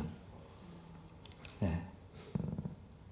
이것도 소니 월드 포토그래피 어워드의 크리에이터 부분 1위를 차지했다고 합니다. 중간에 있는 사진이. 그래서 이렇게 기술이 발전하다 보니까 이러면 사람 예술가를 대체하는 거 아니야? 이런 얘기가 나올 수 있고 여러 가지 쟁점들이 있어요. 또 하나는 이런 인공지능을 만들려면 학습 데이터가 있어야 될 거 아니에요? 이 학습 데이터는 그냥 여기 실제 예술가들의 작품일 수밖에 없는 거죠. 아주 먼 옛날 고흐의 작품 이런 것부터 해가지고 지금 현재 활동하고 있는 만화가의 어떤 작품들 이런 것이 다 포함이 되는 거죠. 그래서 이런 것들을 근데 지금까지는 마구 썼어요. 허락받고 쓴 게 아니에요. 그래도 되는 거냐? 그다음에 인공지능 창작물도 그럼 이건 저작권이 누구한테 있지? 라는 거예요. 이거의 저작권은 인공지능이 저작권자가 될 수 있는 건가? 아니면 이거를 만들 때 이제 이걸 만든 사람은 이 사람이 이제 그린 건 아니잖아요. 이걸 출품한 사람은 이제 명령을 한 거죠. 어떤 방식으로 그림을 그려줘라고 인공지능에 명령을 한 거거든요. 그럼 이 사람이 그렸다고 봐야 되나? 이런 이제 문제가 있는 거죠. 그다음에 이게 실제 창작자 입장에서는 어떤 문제가 있냐면 저게 이제 만화의 그리는 이제 인공지능인데 저게 일본에서 이런 일본 만화 있잖아요. 이런 거를 불법 복제한 어떤 사이트들이 있대요. 그 사이트에 있는 데이터를 갖고 학습을 한 거라고 합니다. 그러니까 여기서 이제 인공지능이 그런 막 이 저작권이 있는 그런 콘텐츠를 마구 가져다 써도 되는 건가? 라는 문제도 있고, 그 다음에 내가 만화가예요. 만화가인데 어떤 사람이 내 그림체, 만화 그림체와 거의 유사한 거를 그려가지고 팔고 있는 거예요. 내 그림체로. 근데 화풍에는 독점권이 없거든요. 소위 말하는 화풍에는 독점권이 없어요. 예, 그림체에는. 사실 그건 말이 되죠. 그림체에 독점권을 주면 너 고흐처럼 그리면 안 돼. 뭐 이럴 수는 없는 거잖아요. 어차피 사실 화풍이든 글씨체든 문체든 이런 것도 다 다른 사람 걸 보면서 자기만의 어떤 그런 뭐랄까 그런 스타일을 만들어 나가는 거지 않습니까? 근데 사람도 사실은 다 모방을 하면서 해요. 근데 사람 또 그걸 허용을 해야 사실은 이제 문화의 폭이 더 넓어질 수도 있는 거죠. 근데 인공지능으로 쉽게 내 화풍을 따라하는 어떤 그런 인공지능이 있으면 당사자 입장에서는 되게 당혹스러울 것 같아요. 그죠? 이런 문제들이 발생을 하고 있는 거죠. 그래서 소송이 많이 제기되고 있습니다. 창작자들이 소송을 하기도 하고, 이 게티 이미지라고 아시죠? 우리 언론사 이렇게 사진 보면 게티 이미지 로고 붙여 있는 경우 있거든요. 그러니까 여기는 일종의 문화자본이라고 할 수 있는데, 실제 창작자가 아니라 창작자로부터 창작자와 계약을 맺고 그런 이미지 데이터베이스를 가지고 있는, 사진 데이터베이스를 가지고 있는 업체인 거죠. 그래서 이런 게티 이미지도 이 스타빌리티 AI라는 인공지능 업체에 소송을 걸었어요. 그러면서 증거 사진으로 제출한 게 저런 것들이에요.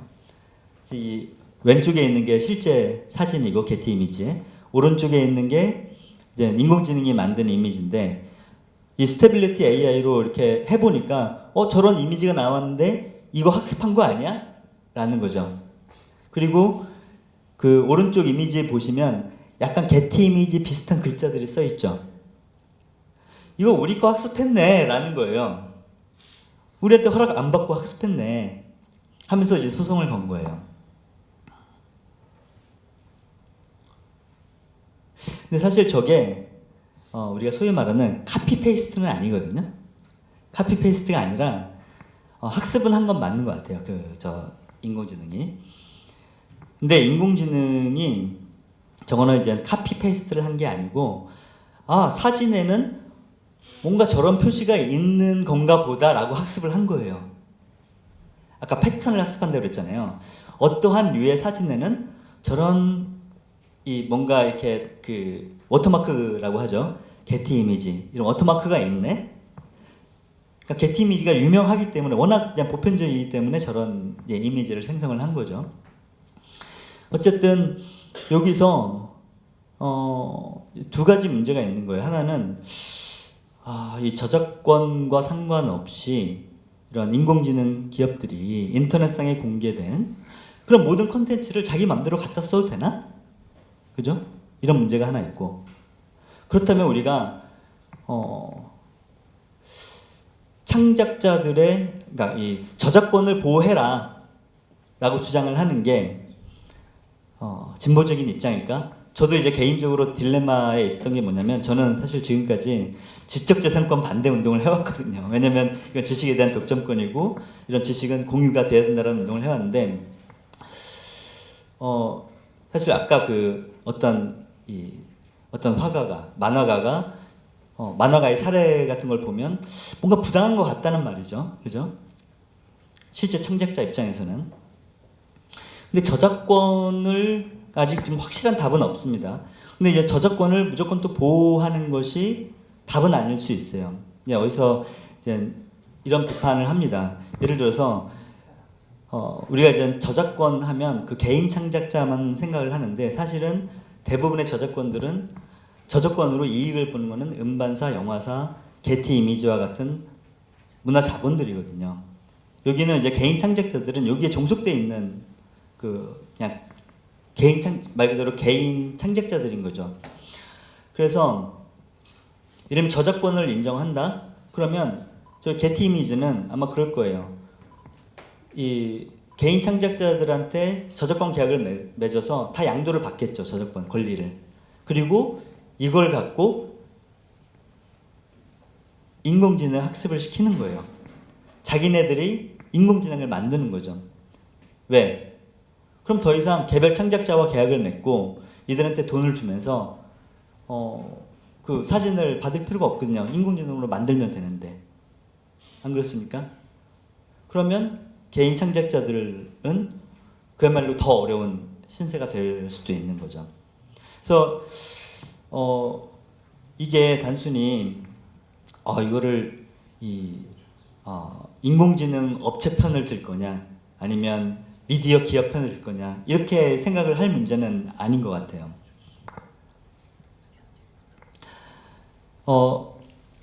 저는 저작권 문제 이전에 이 생성 AI라는 것이 우리 삶에 우리 사회에 어떤 영향을 미칠지 이런 고민을 상상을 해볼 필요가 있다고 생각을 합니다. 예를 들어서 생성 AI는 우리도 활용할 수 있거든요. 실제 창작자들도 많이 활용을 합니다. 왜냐면 우리가 포토샵 같은 게 나온 다음에 사실 뭐 이런 디자인이나 이런 것들이 물론 단순히 기술의 문제가 아니라 당연히 이 미적인 감각 이런 문제긴 하지만 어쨌든 더 많은 사람들이 창작을 할 수 있게 됐단 말이에요. 그죠? 생성 AI도 마찬가지입니다. 일반인들의 예술 창작의 도구로 이렇게 활용이 될 수 있어요. 그리고 특히 돈이 없는 비영리 단체들 같은 경우가 더 잘 활용할 수 있겠죠. 이전에는 감히 엄두도 못했던 그런 작업들을 AI를 통해서 할 수도 있겠죠. 실제 창작자들도 창작을 할 때 AI를 도구로 활용한다고 합니다. 창작 과정에 또 단순 작업 같은 거를 자동화하는 그런 역할을 할 수도 있겠죠. 다른 철학적인 질문을 던져보자면 생성 AI가 만드는 아까 그런 창작물들 이런 창작물들 이게 진짜 창작물일까요? 라는 창의적인가 이런 질문을 던져볼 수 있을 것 같아요. 어떻게 생각하세요? 창의적입니까? 네? 아니면 인간만이 창의적입니까? 쉽지 않죠. 창의라는 가치 자체가 소유라고 있는 거 아닐까요? 그래서, 여전히 어떤 분은 인공지능은 아까 과거의 데이터로부터 패턴을 만든다고 그랬잖아요. 과거의 데이터를 리믹스하는 거지 진정으로 창의적인 거는 인간만이 창의적일 수 있다 이렇게 얘기하시는 분들이 있어요. 그런 분들도 있고 근데 생각해보면 인간도 어떤 내가 새로운 작품을 창작한다는 거는 뭐 완전히 없는 것으로부터 무에서 유를 창조하는 건 아니거든요. 분명히 다른 많은 것들을 많이 내가 학습했기 때문에 그것으로부터 뭔가 새로운 게 나오는 거긴 해요. 그죠? 그러면 그런 면에서 인공지능과 뭐가 다르지? 뭐 이런 생각도 들어요. 또 하나는 아까 그런 작품들 아니 세상에 내가 그 좋으면 되는 거지 이건 예술이야 이건 예술이 아니야 라고 이름 붙는 게 중요한가요? 우리 집에 고흐의 그림이 그려져 있는데 그냥 내가 그거 보고 좋으면 되는 거지 어떤 예술 작품이라는 것도 내가 그것으로부터 뭐 좋고 뭔가 느끼고 이러면 되는 거지 그게 예를 들면 인공지능이 만들었는데 사람이 이게 인공지능이 만들었다는 걸 모른다면 그러면 작품의 의미가 갑자기 없어지는 건 아니잖아요. 그죠? 그런 또 얘기도 해볼 수 있겠죠. 네. 아까 중도좌파는 극좌파가 되고 중도우파는 극우파가 된다고 했는데 이 창작의 세계는 그런 일이 벌어지는 게 아닌가.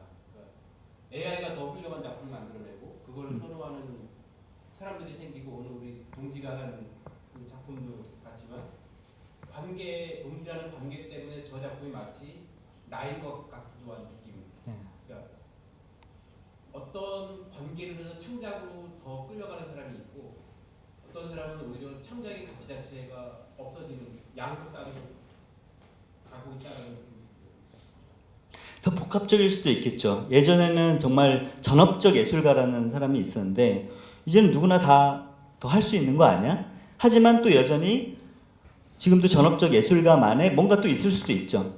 예. 그래서 아직 뭐 하여튼 저는 이거는 아직까지는 우리가 이런 화두를 던져 보는 것뿐이고, 그리고 저는 이런 면도 있는 것 같아요. 그러니까 사실 모든 사람은 어떤 문화적인 그 범위 내에 있는 거잖아요. 예를 들면 한국 사람이다라고 하면 한국의 어떤 그 문화적 자장 그 내에 있는 건데, 인공지능은 그런 거 없단 말이죠. 그러니까 저의 창의성은 제가 속해 있는, 제가 경험해왔던 그 문화적 틀 내에 있는데, 인공지능은 그런 게 없기 때문에 제가 인공지능을 함으로써 제 상상력에 자극을 받을 수도 있는 거거든요. 그죠? 인공지능은 제가 전혀 접해보지 못했던 그런 문화에 어떤 영감을 줄 수 있는 거죠. 그래서 어쨌든 이런 인공지능, 특히 이제 생성형 인공지능이라는 것이 정말 우리 사회에 특히 문화 생산과 문화 지식 생산과 관련된 지형에 큰 영향을 미칠 거다. 제가 이걸 여기에 대해서 지금 어떤 이 답을 얘기하기는 되게 이른 시점이고 어떻게 될지 모르겠어요. 이거는 예를 들면 기사를 작성하는 방법도 달라질 수 있는 거고, 우리가 예술을 향유하는 방법, 혹은 하다못해 여기 계신 분들이 뭐 이런 행사를 위한 포스터를 만드는 방법, 이거 다 달라질 수 있어요. 그래서 어떤 분들은 일자리가 위협받을 수도 있고, 어떤 분들은 과거에는 감히 못했던 거를 새롭게 할 수도 있죠. 다만 하여튼 우리가 아까 처음에 말씀드렸듯이 이거를 단순히 인공지능 기업과 아니면 어떤 미디어 기업 사이에 요 주도권 다툼으로만 우리가 이제 방관해서는 안 되겠다. 예, 이런 생각이 듭니다. 예.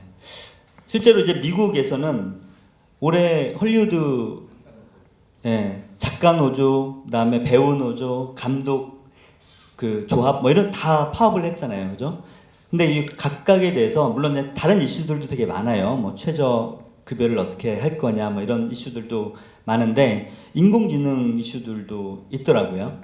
그래서 예를 들어서 인공지능이 만든 어떤 시나리오에 대해서 그걸 인정을 할 거냐, 이 인공지능이 만든 어떤 자료를 갖고 실제 작가가 약간 수정을 했어요. 그랬을 때 인공지능이 만든 자료를 했기 때문에 네가 한 건 별거 아니야, 이렇게 취급되면 안 되잖아요, 그죠? 그래서 인공지능이 만든 거는 그건 창작물이 아니다, 그건 저작권도 없고 그건 창작물이 아니다라고 이 협상 결과물을 보면 그렇게 이제 포함이 되어 있거든요. 또 하나는 배우 같으면은 내 목소리, 내 얼굴 이거를 인공지능으로 마치 딥페이크처럼 내가 실제 연기한 게 아니라 다른데 출연하게 할 수 있어요, 동시다발적으로. 그러면 근데 거기에 대해서 대가를 지급하지 않는다면 배우 입장에서는 엄청나게 이제 생계 위협이 될 수 있겠죠. 한 번 써놓고 그 다음부터 계속 이제 그 회사가 우려먹는 거예요, 그거를 갖고. 그래서 여기에 대해서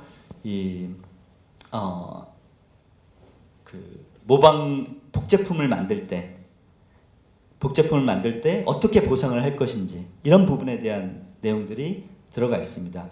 어쨌든 이런 부분에 대해서 계속 우리가 이제 인공지능을 어떻게 활용할 것인지 이 부분에 대해서 개입을 해야 되고, 그거를 보여주는 이제 되게 좋은 어떻게 보면 이제 선도적인 사례가 아니었나 싶습니다. 여기 이제 그 파업을 하는 광경을 보시면 인간만이 글을 쓸 수 있다, 뭐 이런 구호를 내걸면서 이제 파업을 했었죠.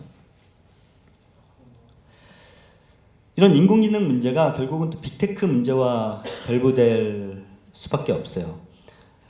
우리 카카오의 그 대표가 이렇게 얘기를 했어요.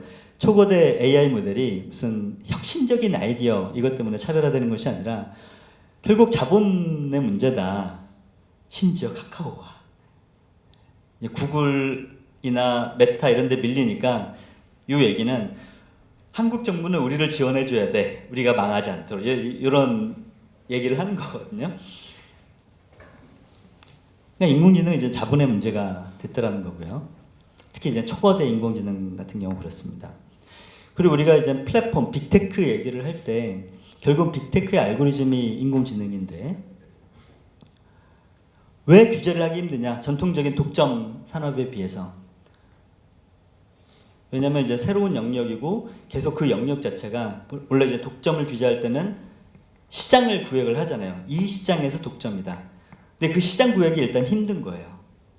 또 하나는 알고리즘이 감춰져 있기 때문에 불공정 행위임을 파악하기가 되게 힘들죠. 근데 그럼에도 불구하고 이제 몇 가지 그런 불공정 행위 사례들을 규제를 하고는 있죠.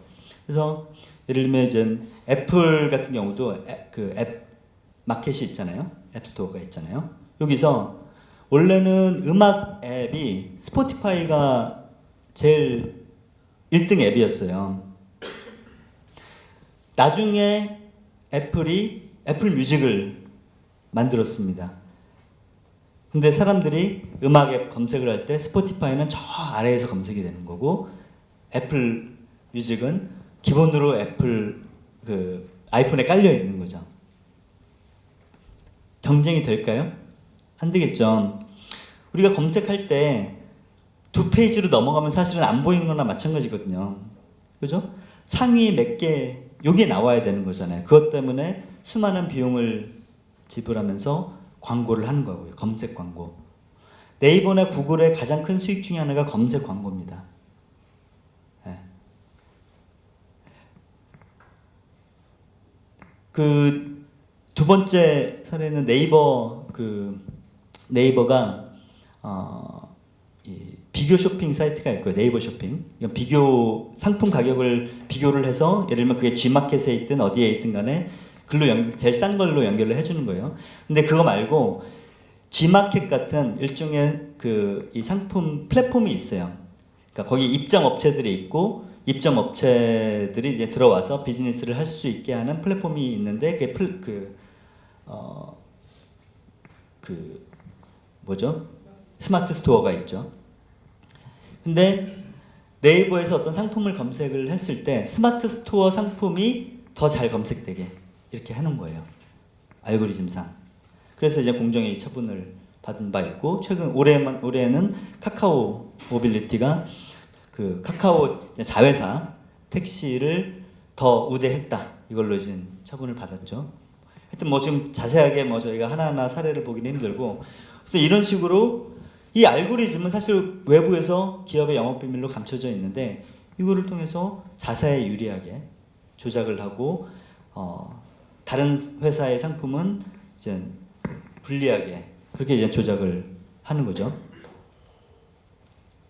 그래서 이제 종합적으로 보자면 제가 이제 사실 빅테크만 해서 뭐 오늘 같은 얘기를 따로 이제 드릴 수도 있겠지만 이게 사실 이런 빅테크의 문제는 이미 공유가 많이 되고 있는 것 같아요. 지금 미국에서도 지금 미국의 그 공정거래위원회 FTC 위원장이 리나칸이라는 분이잖아요.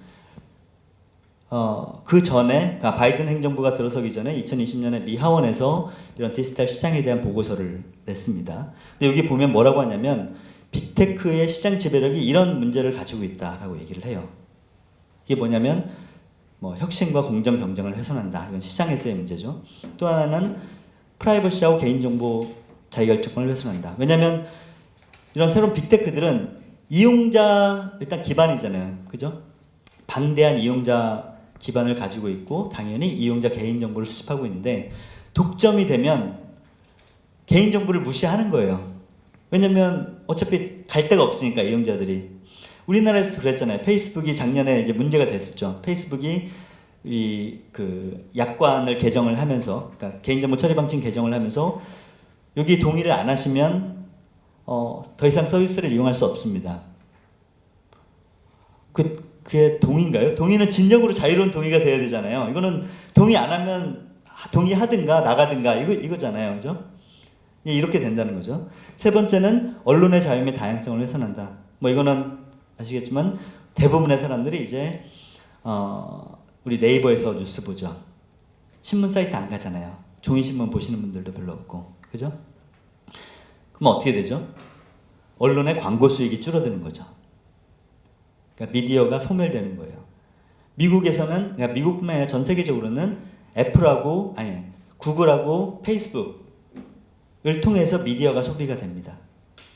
그래서 미국에서는 어떤 특정 지역에 그 지역 신문이 하나도 없는 그런 주들이 점점 늘어나고 있다고 해요. 미디어 사막화 이렇게 이제 표현을 하는데 우리나라에서도 그런 네이버를 통한 그런 뭐랄까 언론 시장 독점 이런 것들이 심각한 상황이죠. 마지막으로 이제 정치 경제적 자유, 민주주의를 침해한다 이런 얘기를 합니다. 유럽도 마찬가지예요. 유럽연합에서 작년에 디지털 서비스법 이런 걸 통과시켰는데 여기 보면 빅테크죠. 대규모 온라인 플랫폼은 체계적인 위험이 있다. 시스테매틱 리스크를 가지고 있기 때문에 위험 평가를 해라. 어떤 위험이 있느냐, 뭐 이런 불법적 서비스 오남용, 기본권에 미치는 부정적 영향, 뭐 등등, 시민 담론, 선거 과정 이런 것의 영향. 그러니까 아까 이제 앞서 제가 말씀드린 그런 부정적 영향에 대해서 이미 다 이게 뭐 유럽의 시민단체 얘기가 아니고 그냥 유럽과 미국의 당국이 이렇게 인정을 하고 있는 거예요. 이런 문제점을. 자, 그래서 시간이 많이 됐는데 저희가 뭐 이 제도 문제를 하려면 끝도 없기 때문에 간략하게만 보겠습니다. 유럽연합이 사실은 가장 앞서가고 있어요. 큐레이스는. 그래서 2021년도에 사실은 그 이전부터 보면 유럽연합 같은 경우는 상당히 체계적으로 준비를 하더라고요. 그 이전에 항상 뭘 할 때 백서 같은 거 내고 뭐 이렇게 하잖아요. 그래서 이전에 이제 백서 같은 게 나왔고 유럽연합 집행위원회가 이제 인공지능 법안을 발표를 했습니다. 그러니까 우리나라로 치면 발의를 한 거죠. 발의를 했어요. 그리고 작년 말에 유럽연합 이사회에서 이 초안에 대한 수정 입장을 마련했고 올해는 유럽연합 의회에서 또 수정안을 채택을 해서 지금 3자 협상이 진행 중입니다. 유럽 같은 경우는 일종의 연방제라고 할 수 있잖아요. 그래서 이제 법안이 만들어질 때 법안 발의는 유럽연합 집행위원회, 그러니까 정부 같은 역할이죠. 여기서 한다고 하더라고요. 여기서 하고 유럽연합 이사회는 유럽연합 각 국가의 일종의 이제 이 강요들의 대표체라고 할 수 있겠죠. 그러니까 각 국가의 강요들의 대표체고 유럽 의회는 그냥 각 유럽연합 시민들이 뽑은 유럽연합 시민들의 대표잖아요.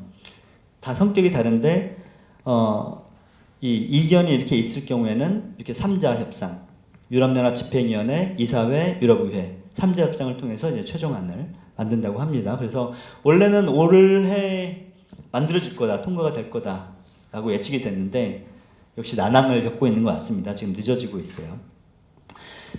유럽연합의 아이디어는 기본적으로 이렇습니다. 위험별 규제를 하자.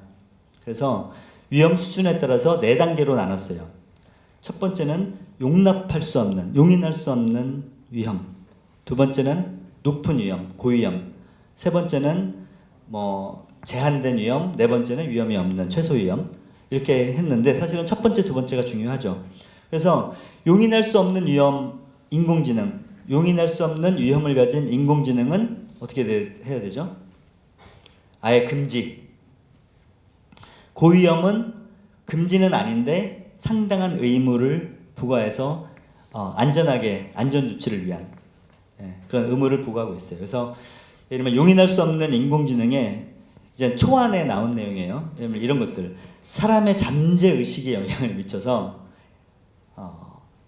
그 의식, 그러니까 그 의식하지 못하는 사이에 잠재 의식을 조작을 해서 사람들을 뭔가 이렇게 통제하게 하는, 왜곡하는, 사람들의 행동을 왜곡하는 그런 인공지능.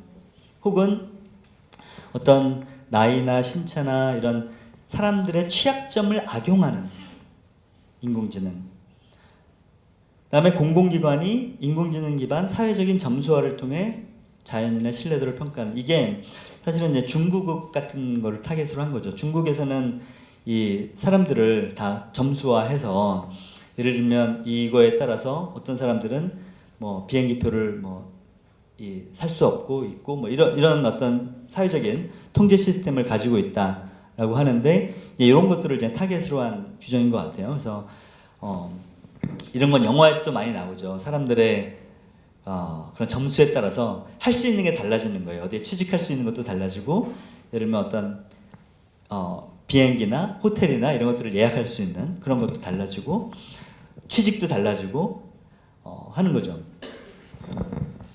그 다음에 네 번째가 또 논란이 될 수 있는 게 공개적으로 접근 가능한 공간을, 아까 이제 실시간으로 얼굴 인식 같은 생체 인식을 해서 모니터링하는 거, 이런 것들을 이제 금지했어요. 근데 여기에 대해서도 이제 당연히 시민사회단체들은 비판이 많습니다. 이걸 왜 법 집행 목적으로만 한정하냐? 그럼 기업들은 해도 돼? 뭐 이런 거죠. 그다음에 이건 너무 협소하다. 더 금지된 인공지능이 더 확대돼야 된다. 예를 들면 아까 감정 인식 이런 것들, 이런 걸 못하도록 해야 된다. 유럽의 이제 인권 단체들은 그렇게 요구를 하고 있죠. 고위험은 이제 몇 가지 있는데, 여기 뭐 생체 인식 분류, 중요 인프라 관리 등등. 채용 AI도 고위험입니다. 여기에 따르면. 근데 예를 들면 이제 위험을 완화하고 어떤 문제가 생겼을 때 추적할 수 있는, 주로 고위험 인공지능은 크게 두 가지예요. 하나는 안전을 위협하는, 자율주행 자동차, 이게 자동차에 인공지능이 있는 거잖아요. 안전을 위협하죠. 잘못되면, 그죠?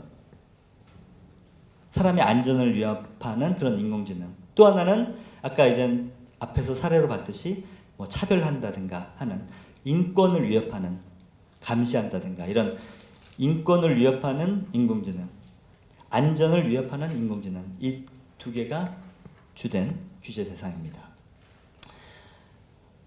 미국 같은 경우는 사실은 다른 영역도 그렇지만 약간 아직까지 자율 규제 중심이에요. 하지만 이런 규제 논의가 있기는 한데요. 통과는 안 됐지만 뭐 알고리즘 책무성 법안 이런 게 나오기도 했고, 최근에 이제 올해 바이든 정부에서는 뭐 행정명령을 내렸는데 뭐 예를 들면 이제 미국 입장에서 이런 안전을 위협할 수 있는 인공지능은 사전에 그 검사 결과를 제출해 우리한테, 이런 이제 규제라든가, 혹은 뭐 가짜 이미지, 딥페이크 같은 경우는 이거 딥페이크라는 걸 표시해, 이런 규제들을 가지고 있죠. 근데 기업들을 강제할 수 있는 수단이 없대요. 아직 행정명령이니까. 그래서 이거 실효성이 있겠냐? 뭐 이런 비판이 나오고 있죠. 그 다음에 이제 빅테크와 관련해서는 작년에 유럽에서 크게 두 가지 법안이 통과가 됐습니다. 하나가 디지털 서비스법이고 다른 하나가 디지털 시장법인데요.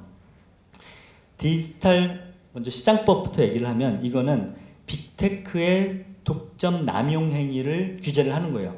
물론 기존에 공정거래위 같은 게 있을 거 아니에요, 유럽에도, 그죠? 근데 사실 우리나라도 아까 그 공정이 몇 개 사례가 있었지만 한 4, 5년 걸쳐서 조사를 합니다. 딱 조사해서 과징금 때리잖아요. 기업이 또 소송을 해요. 또 몇 년 가는 거예요. 그러니까 너무나 오래 걸리는 거죠. 이거는 이제 DMA는 사전 규제예요. 일정 규모가 있는 이상의, 일정 규모 이상의 그런 기업들을 게이트키퍼라고 아예 규정을 해버리는 겁니다. 그래서 너네들은 이런 행위를 해서는 안 돼라고 아예 금지를 해버리는 거죠. 그런 것들이 예를 들면 니네 어떤 이 랭킹, 순위 뭐 이런 거에서 다른 타사 상품을 차별하지 마, 뭐 이런 거예요. 아까 애플이 앱스토어에서 했던 그런 행위 같은 걸 하지 못하도록 막는 거죠. 혹은 네이버가 한 그런 네이버 쇼핑이 한 행위, 이런 것들을 이제 하지 말라고 하는 거죠. 그래서 이런 것도 일종의 이제 알고리즘 규제에 해당되는 거죠. 디지털 서비스법은 뭐 빅테크만 규제를 하는 건 아니고 이런 플랫폼 일반을 규제를 합니다. 플랫폼 일반을 규제를 하는데, 플랫폼도 여러 가지가 있잖아요. 예를 들면 그냥 일반 호스팅만 하는 경우도 있고, 홈페이지를 이제 호스팅하게만 하는 경우도 있고, 아니면 카페처럼 같은 경우도 있고, 또 그 중에서도 이제 거대 온라인 플랫폼도 있는 거죠. 또 플랫폼에는 그 이제 쇼핑몰 같은 것도 있고, 사람들이 뭐 SNS 같은 것도 있고 소통할 수 있는, 어쨌든 이런 플랫폼에 일반적인 의무를 부과를 하면서 여기서 사실 알고리즘 규제를 많이 합니다. 그래서 일단은 우리가 이제 타겟 광고를 많이 하는데, 이게 경제적인 차원에서도 그렇고 정치적인 차원에서도 그렇고요. 민감 정보에 기반한 프로파일링 하지 마라. 그다음에 아동에 대한 프로파일링 하지 마라. 이렇게 아예 금지를 했어요. 사실 이 광고에 대해서도 이것만 해도 사실은 되게 할 얘기가 되게 많거든요. 왜냐면 우리가 타겟 광고 아시죠? 이 타겟 광고가 사실 다 우리 개인 정보를 기반으로 하는 거거든요. 그래서 내가 어디선가 필리핀 여행을 검색하면 계속 따라다니잖아요. 그죠? 이게 내가 어떤 웹사이트에 딱 접근하는 그 순간 내 개인 정보를 바탕으로 해가지고 나에 맞는 광고를 내보내는 거거든요. 그러니까 내 개인 정보가 다 공유되고 있는 거예요. 나도 모르게 수집되고 있고, 심지어 해외 사이트를 방문해도 똑같은 광고가 따라다니잖아요. 그죠? 그게 이제 구글이나 메타와 같은 그런 업체들이 사실 광고 업체이기도 합니다. 어쨌든 감시 광고 자체를 금지하진 않는데 최소한 일단 민감 정보에 기반해서, 그다음에 아동의 개인 정보에 기반해서 프로파일링 하지 마라. 그다음에 추천 시스템은 투명해야 된다. 예를 들면 넷플릭스가 저한테 어떤 추천을 하는데 왜 이걸 추천하는지, 뭐 예를 들면 당신의 시청 목록에 기반해서 우리는 이걸 추천을 합니다. 이걸 알리라는 거예요. 배달의 민족이 딱 목록 나오잖아요. 이거는 거리 순위입니다. 이거는 뭐 사람들이 좋아하는 뭐 평점 순위입니다. 이런 것들을 알리라는 거죠. 그리고 내가 원하지 않을 경우 이걸 어떻게 변경할 수 있는지 이걸 알려라 라는 게 추천 시스템 투명성입니다.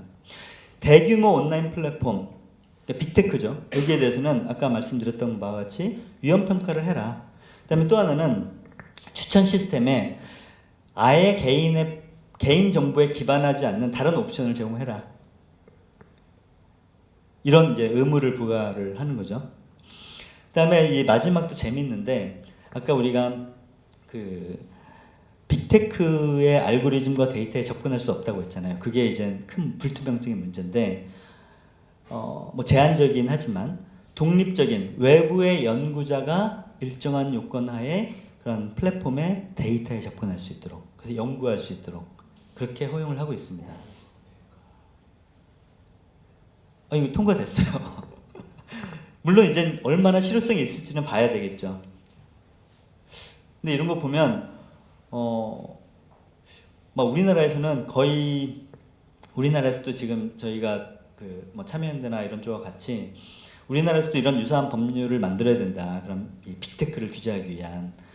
우리나라 대부분의 경제학자들은 반대하고 있는 것 같아요. 지금 이런 사전 규제를 어떻게 이런 시장을 왜곡할 수 있고, 뭐 기업들의 일단 자율 규제에 맡겨야 된다, 이런 논의들이 대부분이죠. 플랫폼 알고리즘에 대해서도 여러 가지 이제 제도적인 이 영역에서 제도적인 그런 대안들이 나오고 있는데요. 뭐 일단 알고리즘을 떠나서 일단 플랫폼 노동자의 노동자성을 인정받는 게 일단 급선무겠죠. 가장 중요한 문제일 텐데, 일단 알고리즘과 관련해서는 뭐 이런 사례들이 있어요. 개인정보보호법에, 제가 여기 있는 사람들이 다 정보 주체라고 하거든요. 내 개인정보의 주체예요. 저는 회사든 뭐 정부든 내 개인정보를 보유하고 있는 그걸 개인정보 처리자한테 내 개인정보를 어떻게 보유하고 있는지 알려줘 라고 요구를 할 수 있어요. 그걸 열람 청구권이라고 하고요. 최근에 인공지능 시대에 맞춰서 들어간 게 어떤 자동화된 처리로 내 개인정보를 프로파일링해서 나에 대해서 어떤 자동화된 의사결정을 하는데, 그게 되게 중요한 결정일 경우에 나한테 내가 설명을 요구하도록 하는 권리를 신설을 했어요. 이게 이제 유럽연합의 그 개인정보보호법에는 이미 2018년부터 들어가 있고요. 우리나라에서도 올해 개인정보보호법이 개정이 돼서 내년 3월 15일부터 시행이 됩니다. 근데 이제 이게 플랫폼 노동과 관련해서도 될 수 있어요. 올라나 우버가 그거잖아요. 차량 공유 플랫폼인데, 여기서 여기 노동자들이 도대체 내가 어떻게 업무를 할당받고 어떻게 평가를 받는지 궁금한 거예요. 그래서 그 알고리즘에 대해서 이런 개인정보보호법에 기반해서 열람 청구를 한 거죠. 그래서 법원에서 이 알고리즘 로직과 관련된 유의미한 정보를 제공해라, 이렇게 판결을 했습니다. 스페인에서는 근데 이거는 이제 개인이 한 거고 사실은 이제 노동 집단적으로 봤을 때 개인은 사실은 이제 회사의 관계 속에서 그 열악한 위치에 있으니까 사실은 그래서 우리가 노동조합을 만드는 거잖아요. 노동조합에서 이런 그 노동 감시 장치에 대해서 사실은 정보를 제공받을 그런 권리, 협상을 할 권리가 있어야 되거든요. 아직 우리나라에서도 그게 제대로 안 되고 있긴 하지만 어쨌든 이 스페인 라이더법에서는 플랫폼 노동자의 근로조건, 고용 해고에 영향을 미칠 수 있는 이런 알고리즘을 노동자 대표에게 공개하도록 하는 그런 법을 만들었습니다. 또 EU에서는 플랫폼 노동 입법 지침안을 만들었는데 여기도 이제 알고리즘 투명성과 관련된 여러 조항들이 포함이 되어 있고요. 근데 한국에서도 인공지능 정책이 이제 계속 뭐 박근혜, 문재인 정부부터 윤석열 정부까지 이렇게 오고 있는데 다 비슷합니다. 비슷하고 대부분 산업 육성 전략이에요. 이 문재인 정부 때잖아요. 2019년이면 그때도 기본 방향이 선허용 후 규제. 일단 인공지능 도입하고 문제가 생기면 나중에 규제하겠다. 그 다음에 인공지능에 대한 강행 법 규정보다는 인공지능 윤리 규범을 만들고 너네 윤리 잘 지켜 이렇게 하는 수준에서 지금 이루어지고 있는 거죠. 지금 국회에서 올해 2월 달에 이 상임위가 과방인데 과학기술정보통신위원회 여기서 인공지능 법안이라는 거를 소위 말하는 인공지능 법안을 심사소위에서 통과시킨다는 기사가 나왔어요. 그 전에는 이제 7개 법안이 발의가 돼 있었고요. 그래서 이때부터 이제 시민사회에서 많이 반대 활동을 하고 있어서 아직까지 이제 계류 중이긴 한데 여기서도 법안에 우선 허용 사후 규제 법안에 이런 원칙을 포함을 시켰습니다.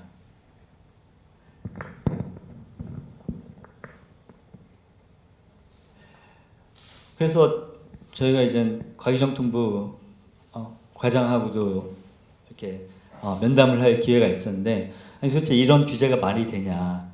우리가 여기에 인공지능은 뭐 인권과 안전을 침해해서는 안 된다 이런 원칙을 못 둘망정 어떻게 저런 원칙을 둘 수 있느냐? 그러니까 이제 기업들은 그러니까 정부는 이 기업들은 한국의 정부가 언제 규제할지 되게 우려를 하고 있기 때문에 안심시키기 위해서 이런 규정을 포함시킨 거다. 사실 실효성은 없는 규정이다. 이런 이제 얘기를 하는 거죠. 저희는 이제 과기정통부가 주무부처가 되는 것 자체가 좀 이건 문제가 있다. 왜냐하면 여기는 산업 육성을 주로 하는 그런 기관이기 때문에 과연 제대로 규제를 할까? 특히 이제 안전이나 인권 이런 부분을 제대로 고려를 할까? 이런 우려를 하고 있고요. 이 법안에도 유럽연합 걸 따가지고 고위험 인공지능을 규정을 하고는 있어요. 근데 재밌는 건요. 처벌 조항이 하나도 없습니다. 그리고 금지된 인공지능도 없어요. 그래서 지금 이게 우리나라 상황이고요. 그래서 어쨌든 이 시민사회에서도 사실은 지금 이제 막 관심을 가지고 있는 단계입니다. 사실은 이번 주 수요일 날 저희가 인공지능 시민사회 포럼이라는 걸 했거든요. 그리고 2021년에는 뭐 이런 시민사회 선언문이라는 거를 발표를 했는데 그러니까 처음으로 계속 이런 이 시민사회에서 인공지능과 관련된 합의 지점들을 만들어 나가는 거예요. 아주 추상적이긴 하지만 이런 것들을 만들어 나가고 이런 포럼을 통해서 인공지능에 대해서 어쨌든 알아야 되잖아요. 제가 오늘 기술적인 내용은 별로 안 했지만 저는 그런 사실 우리가 뭐 개발자가 될 필요는 없지만 인공지능이 뭐다라는 기본 개념은 알 필요가 있어요. 왜냐하면 저희가 과도하게 인공지능이 터미네이터가 될 거다. 이렇게 과도하게 우려를 할 필요도 없다라는 생각이 들고요. 그 다음에 또 하나의 문제는 인공지능에 대한 가장 큰 저는 사회적인 문제 중에 하나가 인공지능을 의인화해서 생각을 하는 거예요. 왜냐면 인공지능이잖아요. 지능하면 사람이 갖고 있는 거잖아요. 뭔가 사람만큼 똑똑한 뭔가 있지 않을까. 근데 사실은 인공지능은 어떤 사람들은 거기는 확률적 기계다. 아까 데이터를 학습이라는 용어 자체가 머신 러닝이라는 것 자체가 뭔가 사람이 하는 것 같지만 사실은 데이터를 분석을 해서 그 패턴을 찾아내는 거거든요. 그러니까 사람이 학습하는 거하고 비슷한 면도 있을 수 있지만 사실은 완전히 똑같다고 보기는 힘들어요. 그래서 인공지능을 사람처럼 생각하는 것은 큰 오해다. 예.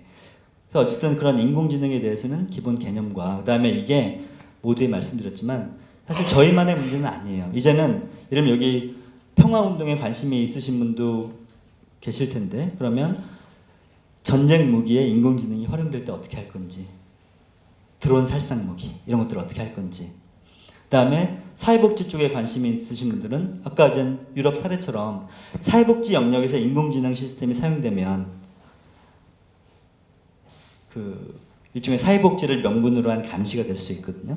이런 부분은 어떻게 대응할 건지 보건의료 운동에 관심이 있으신 분이면 보건의료 영역에서 인공지능이 과연 어떤 환자들한테 환자의 건강권에 정말 위험을 미치는 건 아닌지 그러니까 사회 전 영역에 사실은 인공지능에 대한 관심 이런 것들이 필요하지 않나 싶고요.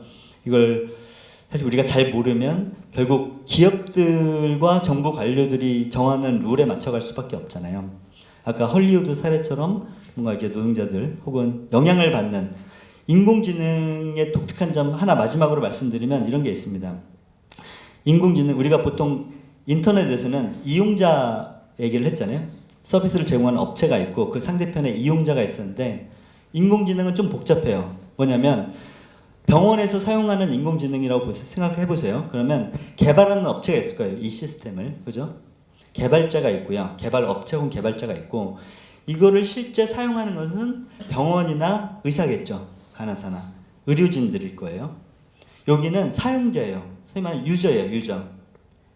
그러니까 인터넷 사용자하고는 좀 달라요. 근데 실제 인공지능의 영향을 받는 사람들은 그냥 일반 시민들입니다. 나는 얘가 인공지능인지 아닌지 모를 수도 있어요. 내가 상대하는 게. 의사가 인공지능으로 나를 판단을 했는지 모를 수도 있어요. 그래서 아까 인공지능 유럽연합 법안에서도 아까 유럽연합 의회 수정안에는 이게 이제 개발자는 뭐 다 명확한데 사용자를 유저라고 했다가 이건 인터넷 유저하고 약간 혼란스러울 수도 있겠는데 라고 하면서 디플로이어로 바꿨어요. 개념을. 그러니까 이거를 실제 배치해서 활용하는 사람 그 다음에 그 affected person이라는 개념을 새로 도입을 했습니다. 영향을 받는 사람.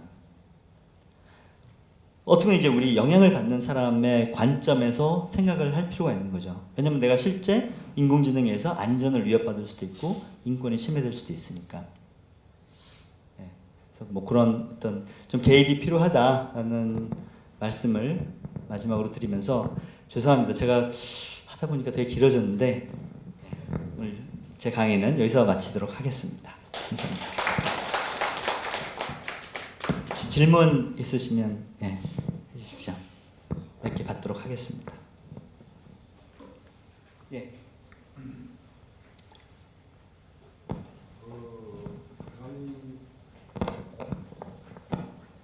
강의 맨 처음에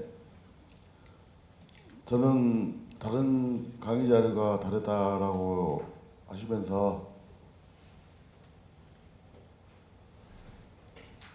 한 약속을 안 지켜주신 것에 대해서 대단히 유감입니다.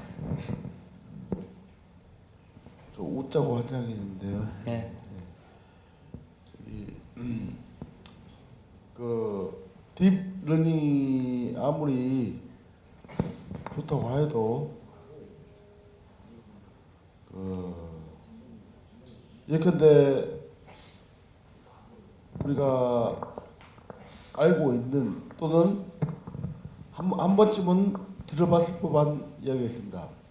자율주행차에 대해서 제가 예를 들어서 그 차의 오너입니다. 저는 그 차를 믿고 샀습니다. 근데 뭐 테슬라가 됐든 간에 뭐 현대차가 됐든 간에 그 차의 개발자는 기본적으로 공공의 이익을 따라야 된다고 저는 생각합니다. 만약에 제가 핸들을 잡고 있지 않은 상태에서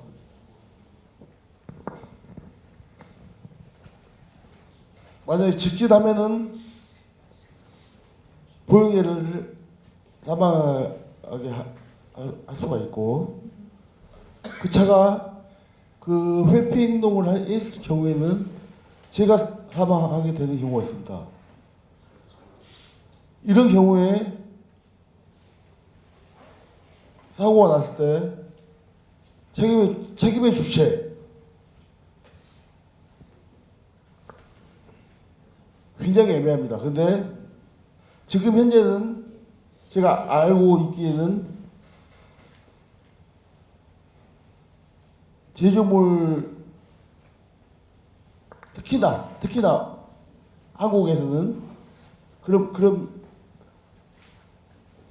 경우에는 그 자동차 오너의 책임,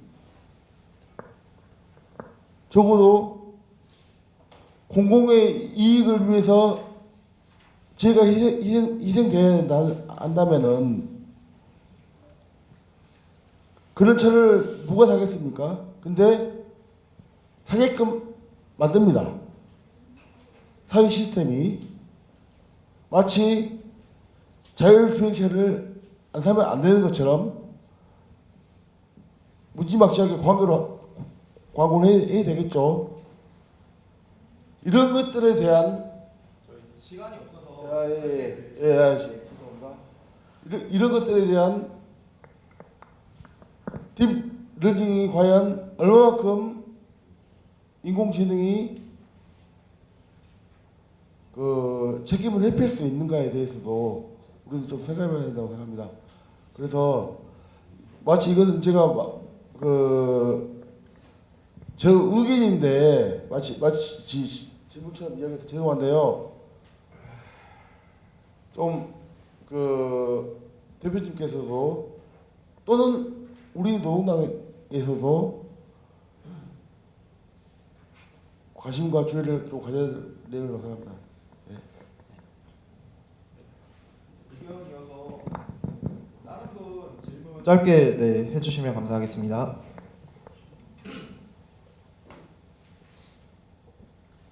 예, 저 경기도당 당원 김성수입니다. 저도 질문 드릴 건 아니어가지고 사실은 강의 내용 되게 충실히 잘 들었고 정말 많이 배우게 됐는데, 사실은 그 말씀하신 내용 중에도 나오듯이 AI를 우리가 악마화할 필요도 없고 이거를 무슨 프랑켄슈타인처럼 볼 것도 아니고 실제로 활용되고 있는 상황에서 우리도 활용을 해야 된다는 측면도 같이 봐야 된다는 생각을 해요. 그래서 실제로 많은 인류의 생활 발전을 가져오는 면도 있고 AI가, 그리고 실제로 노동의 방향 자체에 대해서 단순 노동을 줄이고 실제로 보다 더 고도한 노동을 인간이 할 수 있게 해주는 그런 도구로 쓰일 수 있다는 생각을 해요. 이제 추가로 한 가지가 더 말씀드리자면은, 오늘 사회주의 대회니까 말씀드리자면은 실제로 우리 현실 사회주의권이 실패한 부분들이 어떤 면에서 저는 계획의 실패라고 생각을 하거든요. 근데 장기적으로 봤을 때 우리가 사회주의가 지금은 가능해진 또 다른 이유 중에 하나는 AI를 우리가 활용할 수 있기 때문이 아닐까. 실제로 제대로 된 계획 경제를 통해서 생산과 유통과 소비까지 전반적인 계획을 하는 데 있어서 가장 큰 도구가 될 수 있는, 사회주의가 가능해질 수 있게 해주는 도구로도 분명히 AI가 작동할 거다라는 말씀도 좀 드리고 싶습니다. 감사합니다.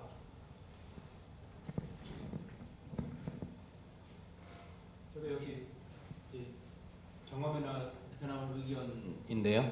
이거 이제 캐드를 이용해서 설계하는 작업을 하는데, 저희 업종에서는 프로그램 장비에 대한 정점을 지났어요. 새 버전이 나올수록 그 생산성이 줄어들고 있어요. 그래서 저같이 20년, 30년 이상 그 설계를 했던 설계자들은, 그 노동자들은 제 친구들도 그렇지만 옛날 버전을 아직도 쓰고 있고 그게 더 생산성이 높다고 해요.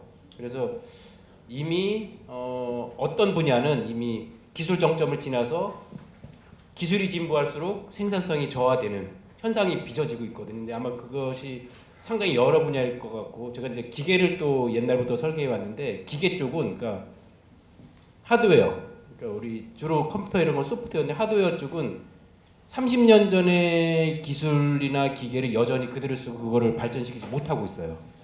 그렇게 보면 어느 일정 영역은 이미 기술 정점을 지나서 기술이 발달할수록 생산성이 저하되는 현상이 벌어지고 있거든요. 그래서 제 생각에는 좀 다른 얘기일 수도 있지만 이렇게 기술이 진보하는 것을 어느 일정 시점이 지나면 사람들이 오히려 제가 볼 때는 한 20년 전으로 후퇴할 가능성도 없지 않아 있다고 보거든요. 어느 분야에서는 이미 그렇게 진행이 되고 있고 그래서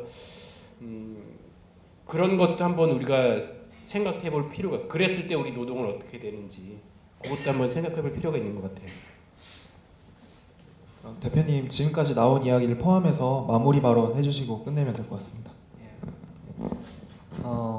예, 뭐 지금 말씀하신 거에 뭐 대부분 동의를 하고요. 사실 근데 이제 인공지능은 사실 그 이 규율할 때 논란이 되는 게 어디까지 인공지능으로 볼 거냐 사실 이것부터 논란이 되거든요.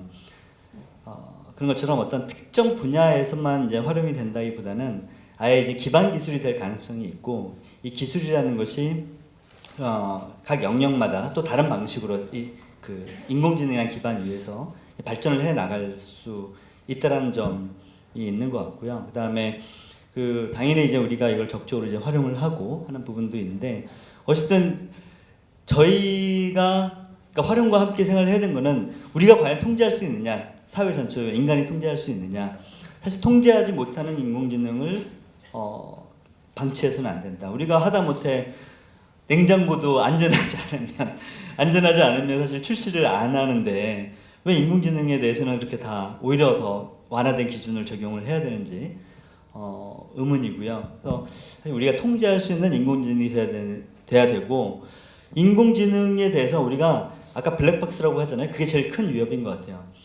이거를 기술 발전이라는 명분으로 계속 이거를 원래 그런 거야 라고 냅두거든요. 우리가 인공지능을 자꾸 이게 인공지능이 자꾸 투명성을 요구를 하면 할수록 기술 발전에 저해야 돼 라는 게 이제 논리예요. 그럼 불투명한 기술을 우리가 계속 빠르게 발전하도록 해야 될까? 저는 그건 잘 모르겠습니다. 기술이 우리가 애초에 뭐 사람들이 인공지능을 원래부터 원했던 것도 아닌데 기술이 느리게 발전을 할지라도 우리가 통제할 수 있는 그런 기술로 가야 되지 않을까? 라는 게 일단 제 생각입니다. 네, 오늘 경청해 주셔서 감사드립니다.